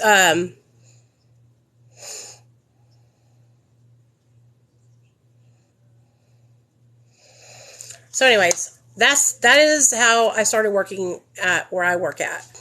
And when I tell you guys my job means so much to me, like I love my job. I love my job. I love my coworkers. I look up to my bosses. You know, I love our patients. They are just like me. A lot of them, we have so much in common, and I'm so grateful that I even get to be there to support them in their recovery. You know, I give our clients, like all of them, so much respect. I never judge any of them. I always let them know that I know where they're coming from and I know how hard it is and I know what it's like to struggle. And I have such an amazing relationship with our patients. Like I'm telling you guys, like they love me because I help them. You know, I will go the extra mile and answer the phone on the weekend and text our bosses to get a hold of them and do things that, you know, a normal doctor's office won't do. Okay? I will go the extra mile to make sure that my people are well taken care of. Do you know what I'm saying? Because I know what it's like to be on Suboxone and to feel like, oh my God, I'm not going to get my prescription, or oh my God, they didn't call it in, or oh my God, it's the weekend and nobody's at the office. How am I going to get my medicine? Do you know what I'm saying? I know what it's like. So guess what? That's why I treat people with respect, like I want to be treated. And so the fact that these women are trying to get me fired from my job, where I actually literally save people's lives and help people every single day, it's beyond me, dude. It's beyond me. And there are women and men that do my same job description at other clinics too. Okay? When you work at a doctor's office, it is not against the law to call the pharmacy. Any person can call the pharmacy. Today, if Rec Addy called me and said, hey, Nicole, my medication is at the pharmacy and they're saying that I can't get it. If Rec gave me his name and date of birth, I could call the pharmacy on his behalf as long as I have his name and his date of birth. Any of you guys could do that. So to even try to act and implicate that it is against the law and that I'm breaking the law is full of fucking bullshit. Bullshit. Okay? And that's why I'm speaking out. Because it's out of overkill. Like, get over it. You're jealous. You're jealous that I have a great job and that I love my job and that I'm doing well in life. That's all this is jealousy. And I'm tired of it. I'm tired of every single person on this app who has said negative things about me. I'm tired of it. And I'm fixing to name those people. Okay? Christina OG Dash, whatever her name is. Girl, I have never talked to you in my whole entire life. I don't even know who you are. And to come on my account and call me a body broker and tell me that I don't have recovery? Sweetie, let's reverse that the other way around.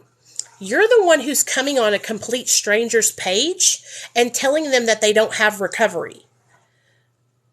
I would argue that would show a lack of recovery in you versus me. Okay? let's go on to the next person.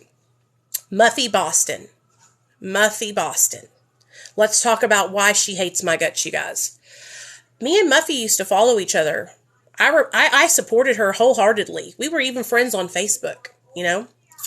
Last year, middle of the year, a cop made a video showing himself overdosing from being around fentanyl. Do you guys remember that video that came out? How many of y'all are actually in here listening? Do you guys remember the video that came out when the cop in California opened up the trunk and fell out from the fentanyl? Remember that? And everybody was stitching the video. Hey, damn it, Dave. Everybody was stitching the video and talking about it. Well, I stitched the video also and talked about how this was impossible and that you cannot just overdose from touching fentanyl or being around the vicinity of fentanyl. When I posted that video, I don't know if it made her upset. I don't know. But she commented on that video and said, no, Nicole, this is true. You can overdose from touching fentanyl. And I was like, Muffy, girl, I promise you, no, you can't. You know? She literally sent me 25 fucking articles on Facebook Messenger trying to prove her point that you can overdose from touching fentanyl. Okay? So she was angry as fuck about me telling her, no, it's science, honey, it's science. Ever since that day, she has hated my guts. She unfollowed me, everything. Okay, hate my guts, Muffy. It's all good in the hood, right?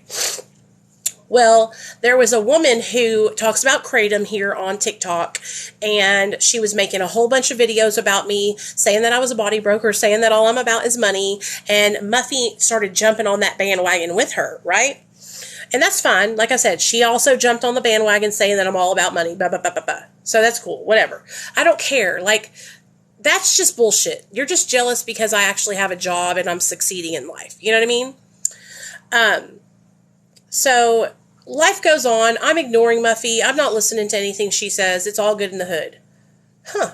Until last year around October, November, I think, when Dima decided to fake her own death.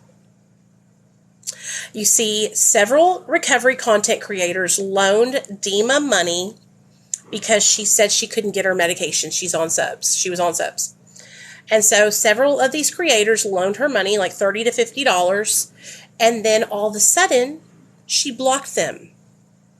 So Ryan made a video and said, hey, you know, this is messed up. You blocked me and I loaned you money and we had an agreement that you would pay me back on Friday when you got paid. And I was like, man, that is fucked up. You know what I mean? And other people were coming forward and saying, hey, I lent her money too and she didn't pay me back. Next thing you know, Muffy Boston and Danielle are on live and making videos saying that Dima overdosed and died. The whole recovery community is up in shambles, right? People are crying, people are upset, people are making videos like it's a whole shit show. Well, then Muffy and Daniela decided to go live together, okay? And I see that they're live, so I'm like, I'm swinging through, you know? I'm swinging through because the moment that they said that Dima died of an overdose, I said, that is a lie from the pit of hell. It is a lie from the pit of hell. I talked to all of my friends. We were all talking about it, discussing it. I was like, watch. She is not dead. This is a ploy to get people off her back because she owes them money. And more people are coming forward and talking about it. So they were in a live and they were talking. And the next thing you know, one of Dima's relatives comes into the live and says she's not dead. Hot dog! I knew it! I knew it! And that's when I chimed in and said, I don't care if she's dead or alive. This is wrong. Faking your death and taking people's money when you owe it to them is wrong. When I said that, Muffy started screaming, you fat fucking bitch! You fat ass bitch! Get the fuck out of here! Fat ass bitch! Right? I mean, just going off the handle. And I have it all recorded on my phone. So I'm like, okay, yeah, call me a fat ass bitch. I talk about being fat. I talk about my insecurities with my weight. It's no fucking secret that I talk about being insecure about my weight, which is so crazy to me how Muffy talks about like uplifting other women, staying out of drama, but when it comes to me, she cannot help herself. She will make videos about me constantly.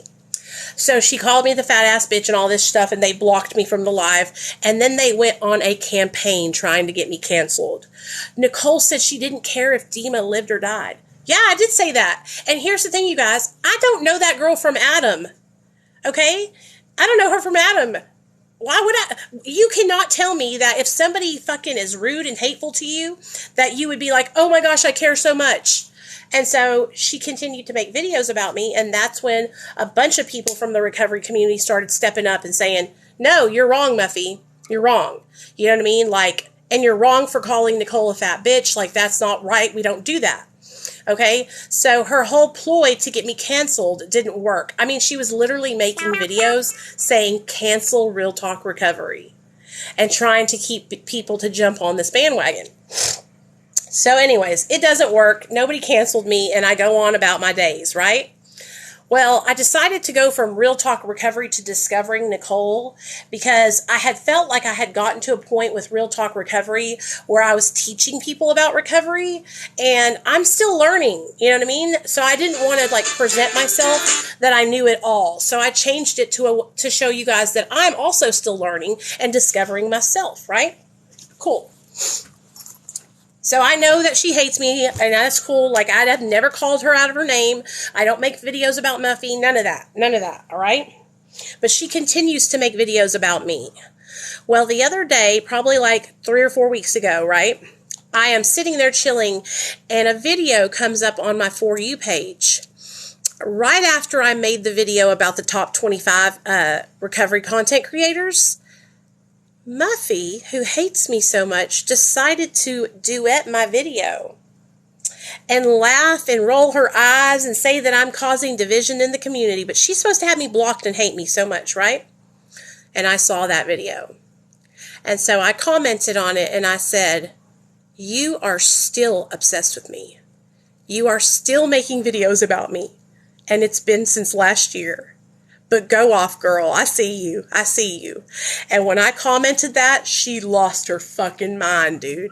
And that's when she made a video saying, TikTok's not real life. Look at this guy. She has 5 accounts. 1, 2, 3, 4, 5. Do you know why we have 5 accounts, girlfriend?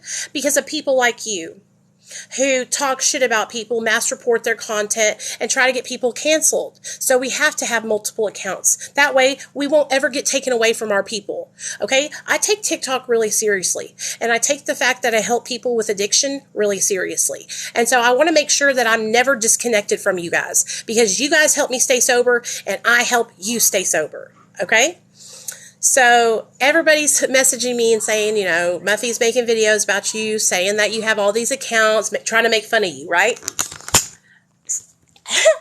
And I'm like, it's all good. You know, she's been doing that since last year.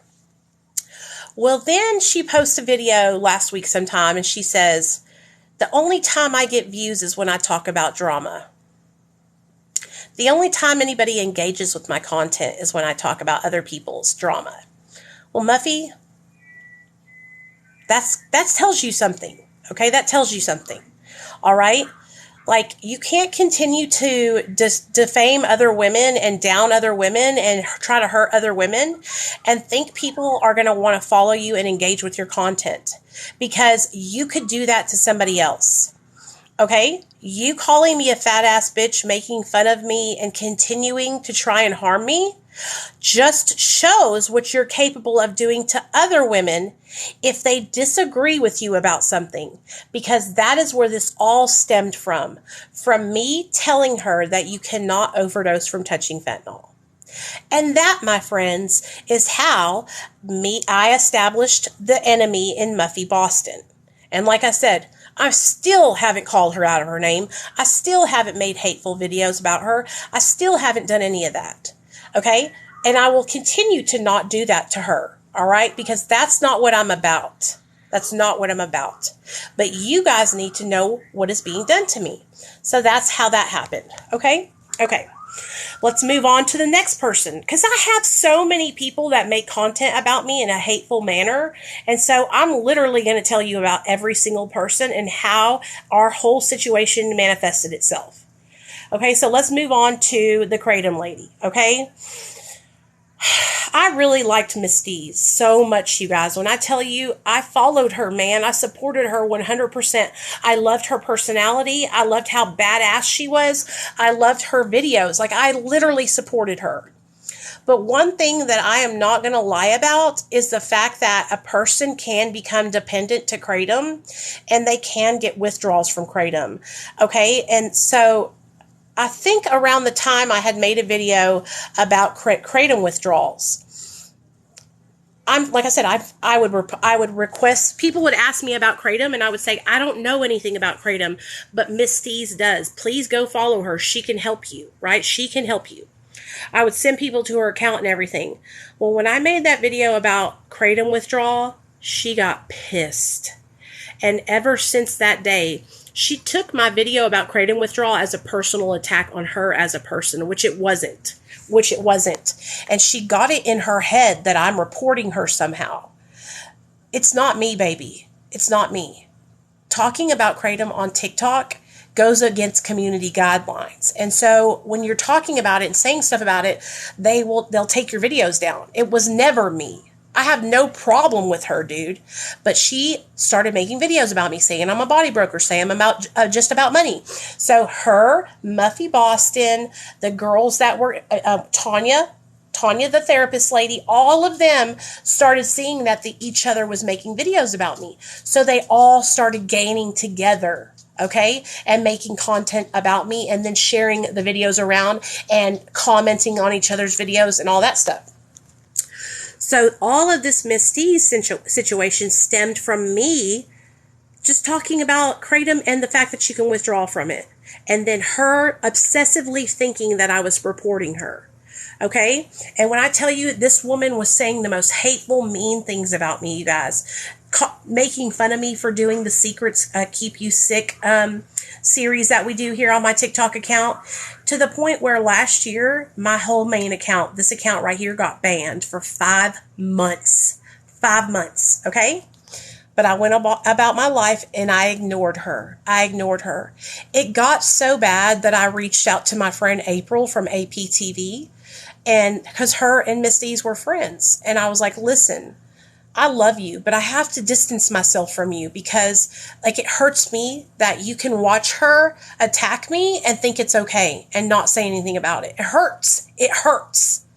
And she didn't get mad at me. We were still friends, and I was just honest with her. That's until Miss D's turned on her too. And see, one thing that I do, you guys, is I always keep it real. Okay? When I see somebody trying to attack my friends on here, I'm going to stand up for you. But you know what has happened to me? Women have not done that for me. Because you guys didn't want to get involved. Because you didn't want to ruffle anyone's feathers. So at my expense, you stayed friends with the people who were bully, stalking, and harassing me. But then when it gets done to you, it opens your eyes and you see. It opens your eyes and you see the light.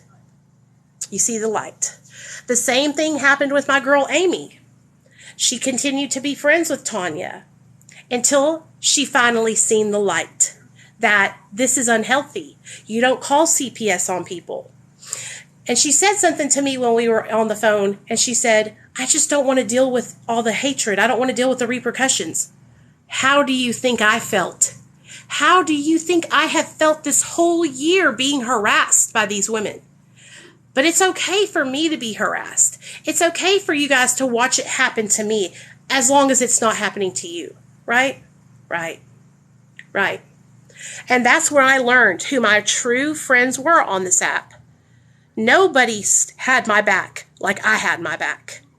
The people who had my back were my fucking supporters, like Micah, like Misty, like the people who actually stepped up and made videos in my defense, B Magic, Tara, okay? The people who actually openly spoke out and said, what you're doing to Nicole is wrong. And every single person who stayed silent, your silence was the loudest part of all of this. Your silence slapped me in the face. It slapped me in the face. You know, it's one thing to not like somebody. It's one thing to make 1 or 2 videos about them, but to constantly stalk and harass somebody and make video after video after video about them, where I know that my people are seeing these videos. I know that other strong content creators in the recovery community are seeing these videos, and you guys sit back silent. Silent. I will always remember the people who sat back silent when I got fucking harassed for a year. That's the worst part about it all. That's the worst part about it all. See, I fight for my friends, okay? I will go to bat for you. I will never stay silent when I see somebody hurting you, okay? I will never, ever stay silent. But these people stayed silent. They didn't want to get involved. They didn't want to be in the drama. You know? I'll always remember those people who stayed silent and let me get my fucking ass handed to me and harassed to the point of almost wanting to take my own life last year. That's how bad it got last year. And then it's trying to start up and do it this year. But I'm not having it, and I will not ignore it, and I will post every bit of my receipts and everything to expose what has been done to me. Okay? So, there is a point where you have to stand up what you believe in, you know? And you don't leave people like somebody who has done so much to help others to fend for themselves. Do you understand what I'm saying? Like, there's principles to the fact of the matter. And I'm just so grateful, dude. I'm so grateful for B Magic and Tara, because their pull and their voice in this community, them standing up and saying, we know Nicole's not a body broker, it meant more to me than they will ever fucking know. Ever know. I will never be able to repay them, because when I tell you guys, I have went out of my way to help so many people on this fucking app, 100% free, giving my cell phone number out to everybody. That's time that I spend every single day that I don't get paid for. I don't get paid for that. Okay? And so I will never, ever, ever be able to repay them, because they helped me so much and it meant so much to me. You know? And you can say, well, sometimes people don't want to get involved. No. It's called standing for something, or you'll fall for anything. It's called integrity. Okay? So let me tell you this. If you're walking down the street and you see 5 white men beating a black gentleman to death on the side of the street, are you just going to put your hand up and keep walking by? Because that's exactly what people have done to me in this community.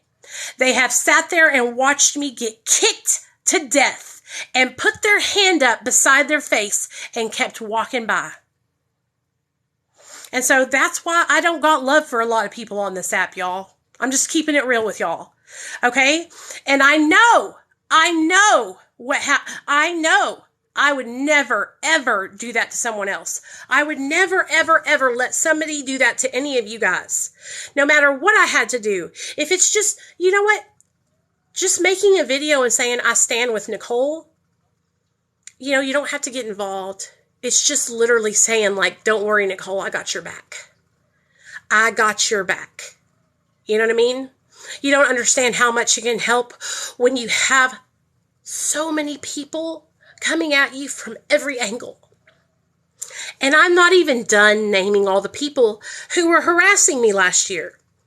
Let's go on. So I made friends with Jodeci in 2020 when I first came to this app. And when I tell you guys, I loved that girl with all my heart. Okay? We were fast friends. We became so close. All right? So close. To the fact where I was trying to get her a job working with me, because that's how much I believed in her. Okay? That's how much I loved her and believed in her. And then I saw her jumping on the bandwagon to bully and harass Ashy Cat.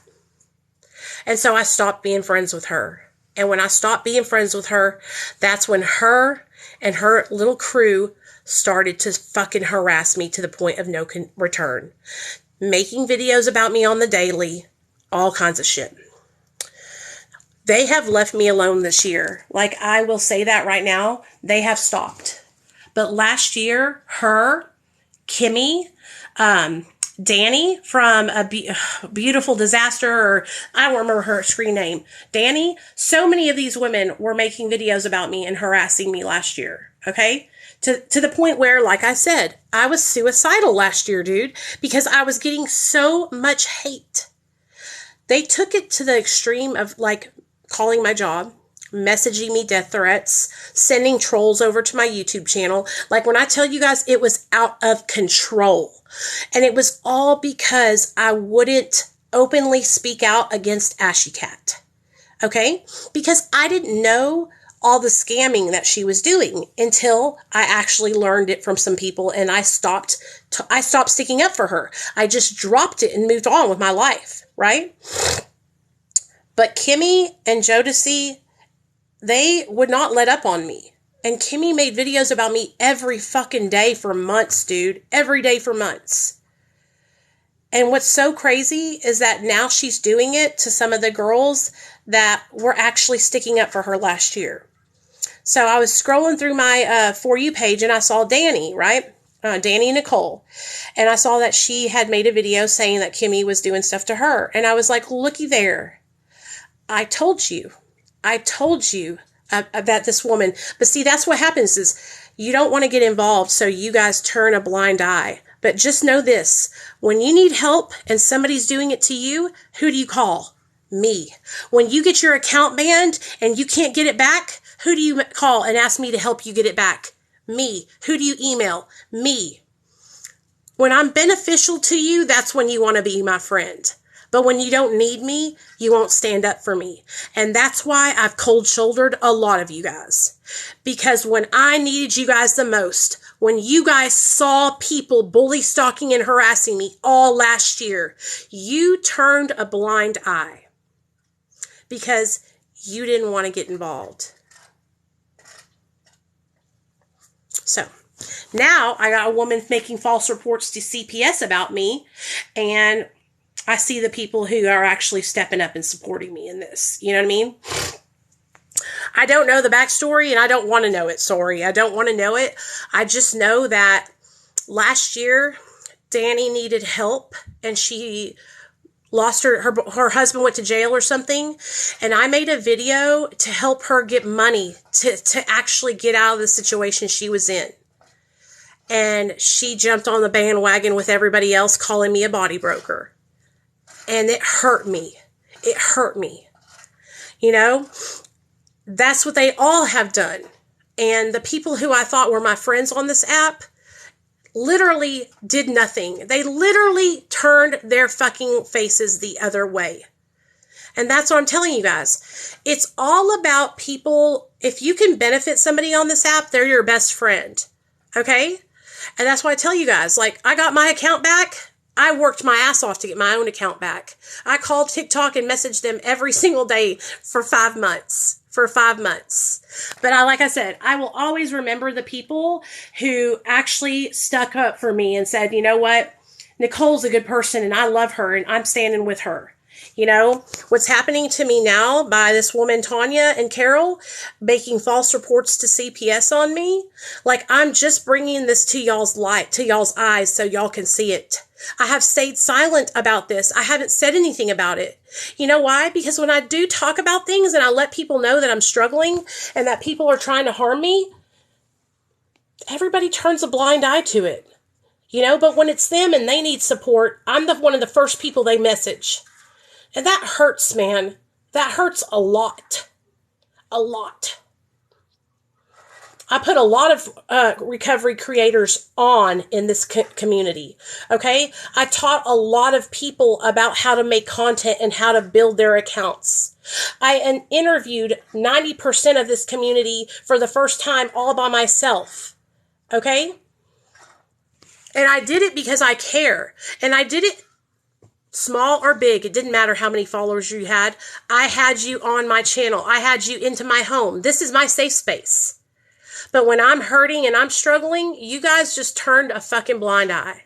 You know, and that's why, like I said, I really learned, man. I learned. I will say one thing, one person who really, really stuck up for me also is Miss Kimmy Girl. She stepped up, man, and she had my back last year. And like I said, I will always remember that. If she ever needs anything, because that's one thing about me. I am loyal, man. I am loyal. And so I seen every person who fucking had my back. You know what I'm saying? And I don't care what anybody says, you guys. Like I said, trying to affect somebody's real life, trying to hurt and harm somebody, that is standing up and taking a stand words, okay? I'm not talking about petty little bullshit about people not liking each other. I'm talking about people trying to harm me, man. And that's when you need to stand up. That's when your voice needs to be heard. That's when you need to say what you're doing, and Nicole isn't right. You know, a lot of people in this community fucked me over last year. And sat there and watched me get stabbed and stabbed and stabbed. But as long as it's not happening to you, right? As long as it's not happening to you, it's all good.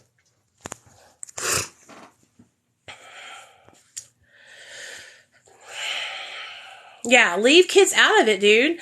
And like I said, I don't care about like the drama with other people, but I'm just trying to tell you guys, like, I was hurt by Jodeci. I was hurt by Kimmy. I was hurt by Danny. Those were supposed to be people. Jodeci was my friend. Danny was my friend. You know, and people turned on me, man. They turned on me, and when it didn't benefit them, you know? I don't know Kimmy. I don't have anything against her. She has stopped harassing me, and I'm so grateful. I have nothing to say about her. Like, I don't have nothing to say bad about any of these people. I'm just stating the facts of what happened to me. And what's been happening to me, you know, for a year. And so I just think it's important for people to understand, like, you know, this is where I've been coming from.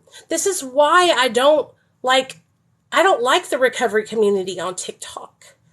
I don't want to be a part of the recovery community on TikTok. I want to help people. I want to do my own thing and be of service to people. Do you know how much strength it takes to turn the other cheek? Do you know how much it takes for me to remain kind and loving to people who literally fucking cut my throat all year? You know? Like, I do this with grace, dude. I do this with grace, and I rise above all the time, man. I always am rising above.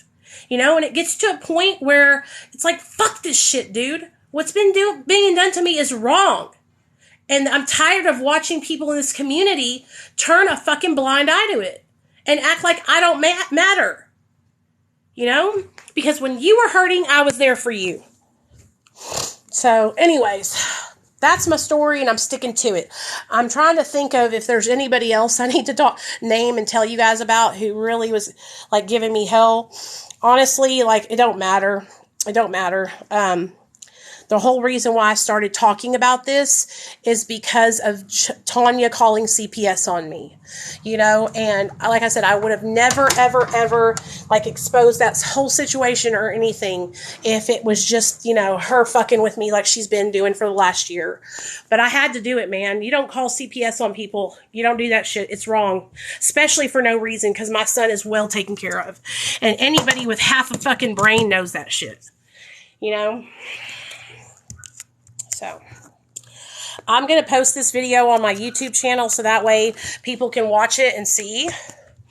You know, and I know a lot of you guys might go, you know, well, social media friendships aren't real friendships. They are to me. My social media friendships are real friendships to me. You know, people who I have on my account to tell their stories, people who I try to help with, you know, content advice and lifting them up. Those people are people that I cared about, you know, and I wanted to be friends with them.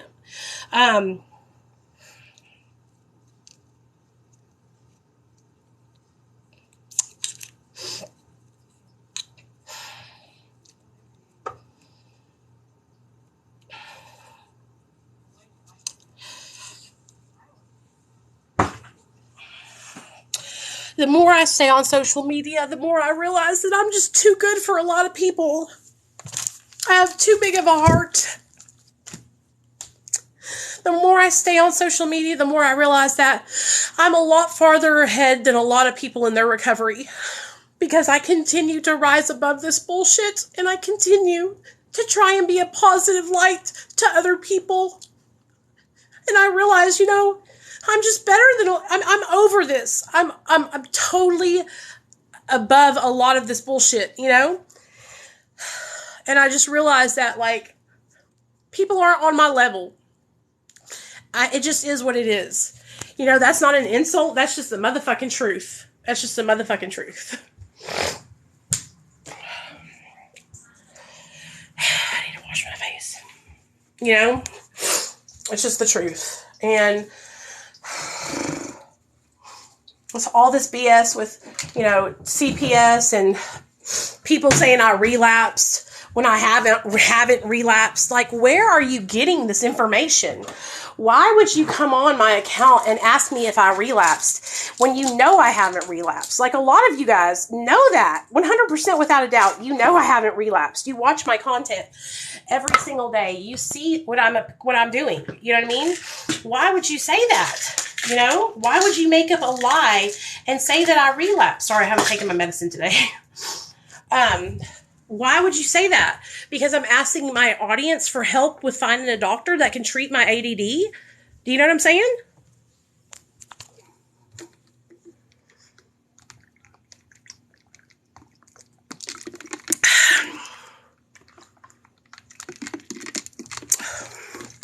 That kind of stuff, like saying people relapse and stuff like that, you guys, that's dangerous, man. That can cause people harm. You don't do that. You know what I mean?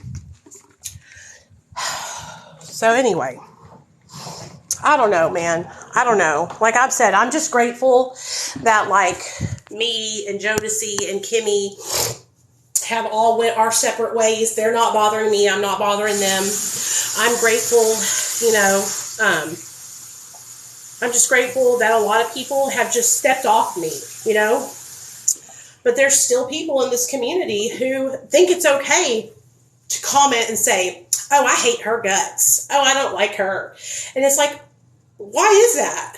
Because of some fake ass bullshit you heard? Because of some lies you heard? Do you know what I'm saying? Like I said, people can say, oh, Nicole, you just don't need to, you don't need to look at it. You just need to ignore it. I promise you, if it was you, you wouldn't be ignoring it. And I have ignored it. And that, you see where ignoring it has gotten me.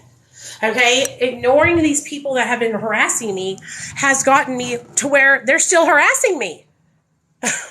You know what I mean? I should have taken action a year ago, you know, and exposed all these people for what they really are about. But I was trying to ignore it, trying to be the bigger person, you know? Fuck that shit, dude. I'm not the bigger person. And I shouldn't have to be when people are fucking trying to harm me and my family. You know? So, anyway, I don't know how that... We literally took prison strip searches. Do you see what I'm saying, y'all? I'm telling you guys, I have ADD. I went from prison strip searches to sharing all this with y'all. Hey, Tater Tot. I just seen your comment that just now came up that says, hey, can I see my comment? Or I think you meant to say, can you see my comment? So,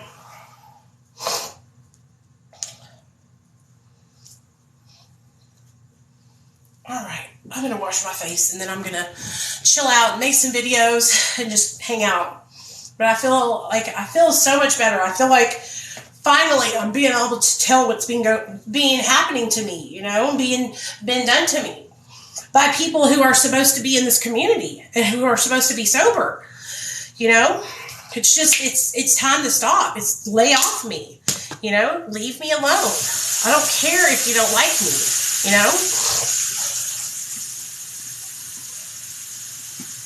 Oh, I wish I could too, Tater. That would be awesome.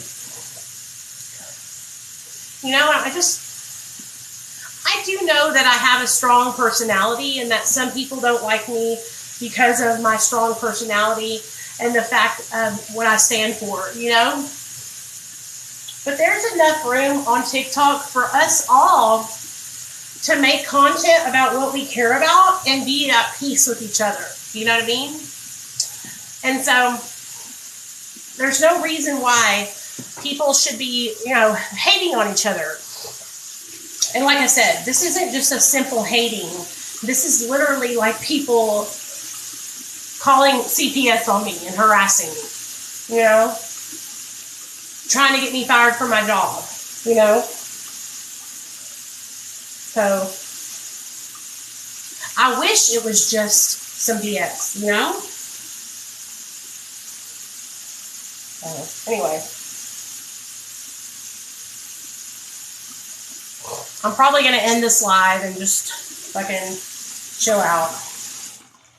I want to get back to talking about recovery, but man, I just feel the need to expose this crap. People need to know, man. People need to know. I've been getting screwed. And I don't care what you think. If you say I'm a professional victim, whatever, so be it. You would be a professional victim too if people were doing this to you. Another thing that I'm really disappointed about is people from the harm reduction community who I followed, who I supported, who I thought were people that I could look up to and learn about harm reduction, who have literally jumped on the bandwagon. And this is all because people are jealous of the fact that I have a good job that I enjoy doing and they are unhappy. I'm not harmful. Me sharing my stories about my active addiction is not harmful. It's only harmful because you want it to be harmful to fit your narrative. Okay? Every single person on this app tells stories about their addiction. Okay? Tells stories about the drugs that they used to use and everything. The reason why you don't like it is because it's me making those videos. Because every other person on this app does it. And I'm tired of that also. If you don't like my videos, then just don't watch it. It's that simple. It's really that simple. I'll tell you this, a lot of people really get a lot out of my content. And that's why I continue to make it, because people tell me that it helps them. People message me and say, I felt so alone because I thought that I was the only person that got raped in my active addiction. Or I thought I was the only person that when I shot up, it made me feel like that. Or I thought I was the only person that stole when I was high on Xanax bars, And it's like, no, baby, you're not alone. We did the same shit. And that's why I tell the stories. Also, you guys got to understand, here on TikTok, it's different than being on YouTube or being on Facebook. There is a way to get to where your content is circulated through the algorithm. And part of that is, jumping on trends and using music that is trending and, making interesting content, And so that's why people enjoy my content, because it's fucking hilarious. It's hilarious to think about me out there high on Xanax bars, going to Walmart and stealing fucking shoes that are $1 and leaving my Nike Shocks that were $170. That is hilarious. You know what I mean? And people can relate to that. The deal is that people are jealous because people don't watch their content and they don't have a lot of followers, and so they get mad because people aren't relating to them. If you want to relate to people, then I have literally given you guys a fucking blueprint to building an audience and sharing your experience, strength, and hope in a way that will reach people. I've tried to help people to build their content, but they don't want to do that. And so if you don't want to do it, then you can't be mad at me because I'm doing it, I feel a lot better now. I feel like I needed to get all that crap off my chest. I need to get all that crap off my chest and share about what's been happening, for the last year. And like I said, I can handle people, not liking me and making content about me and saying they don't like me. But this being taken to the next level, like I said, making false reports to CPS about me is next level. Talking about my kid is next level, okay? Attacking my weight and my looks is next level, all right? Not agreeing with my content is fine, but you don't have to take it to the next level. You know what I mean? So, anyways, I feel so much better. Like I said, thank you guys for letting me get all that shit off my chest. I'm going to post this video on YouTube, and people can fucking watch it as many times as they want to watch it, because every single thing I said in this video was the motherfucking 100% truth. Okay? 100% truth. I had no beef with any of these people who have been bully, stalking, and harassing me. In fact, most of them I followed and was a supporter of theirs for the majority of the time. And it all came down to people being jealous and hateful. Good. That makes me happy that you're not seeing those videos. Because, like I said, a lot of it has let up. Last year, it was at the peak of it, And I also, a lot of these people, you guys, they're cowards. And so they won't say my name. You know what I mean? But, yeah. Anyway. We will be back to regularly scheduled programming about recovery. And I'm fixing to tell some prison stories tonight. So I'm fixing to make a bunch of videos about different experiences I had in prison. So y'all look out for that. I don't know if you guys saw the video that I made sharing the story from my husband. He wrote me a letter when I was in treatment, and it was such a good letter. I read it here on my TikTok. It was just telling me how much he loved me and my son, and how he was going to get better because he was going to be doing treatment, and it was from 2015. So anyways, I love you guys. Thank you guys for listening to what I had to say. Thank you for letting me get that off my chest. I really needed to get that off my chest. And like I said, the people who just sat back and watched me get harassed all last year, I will never, ever forget that. And I will always remember the people who had my back, for real. All right. Love y'all.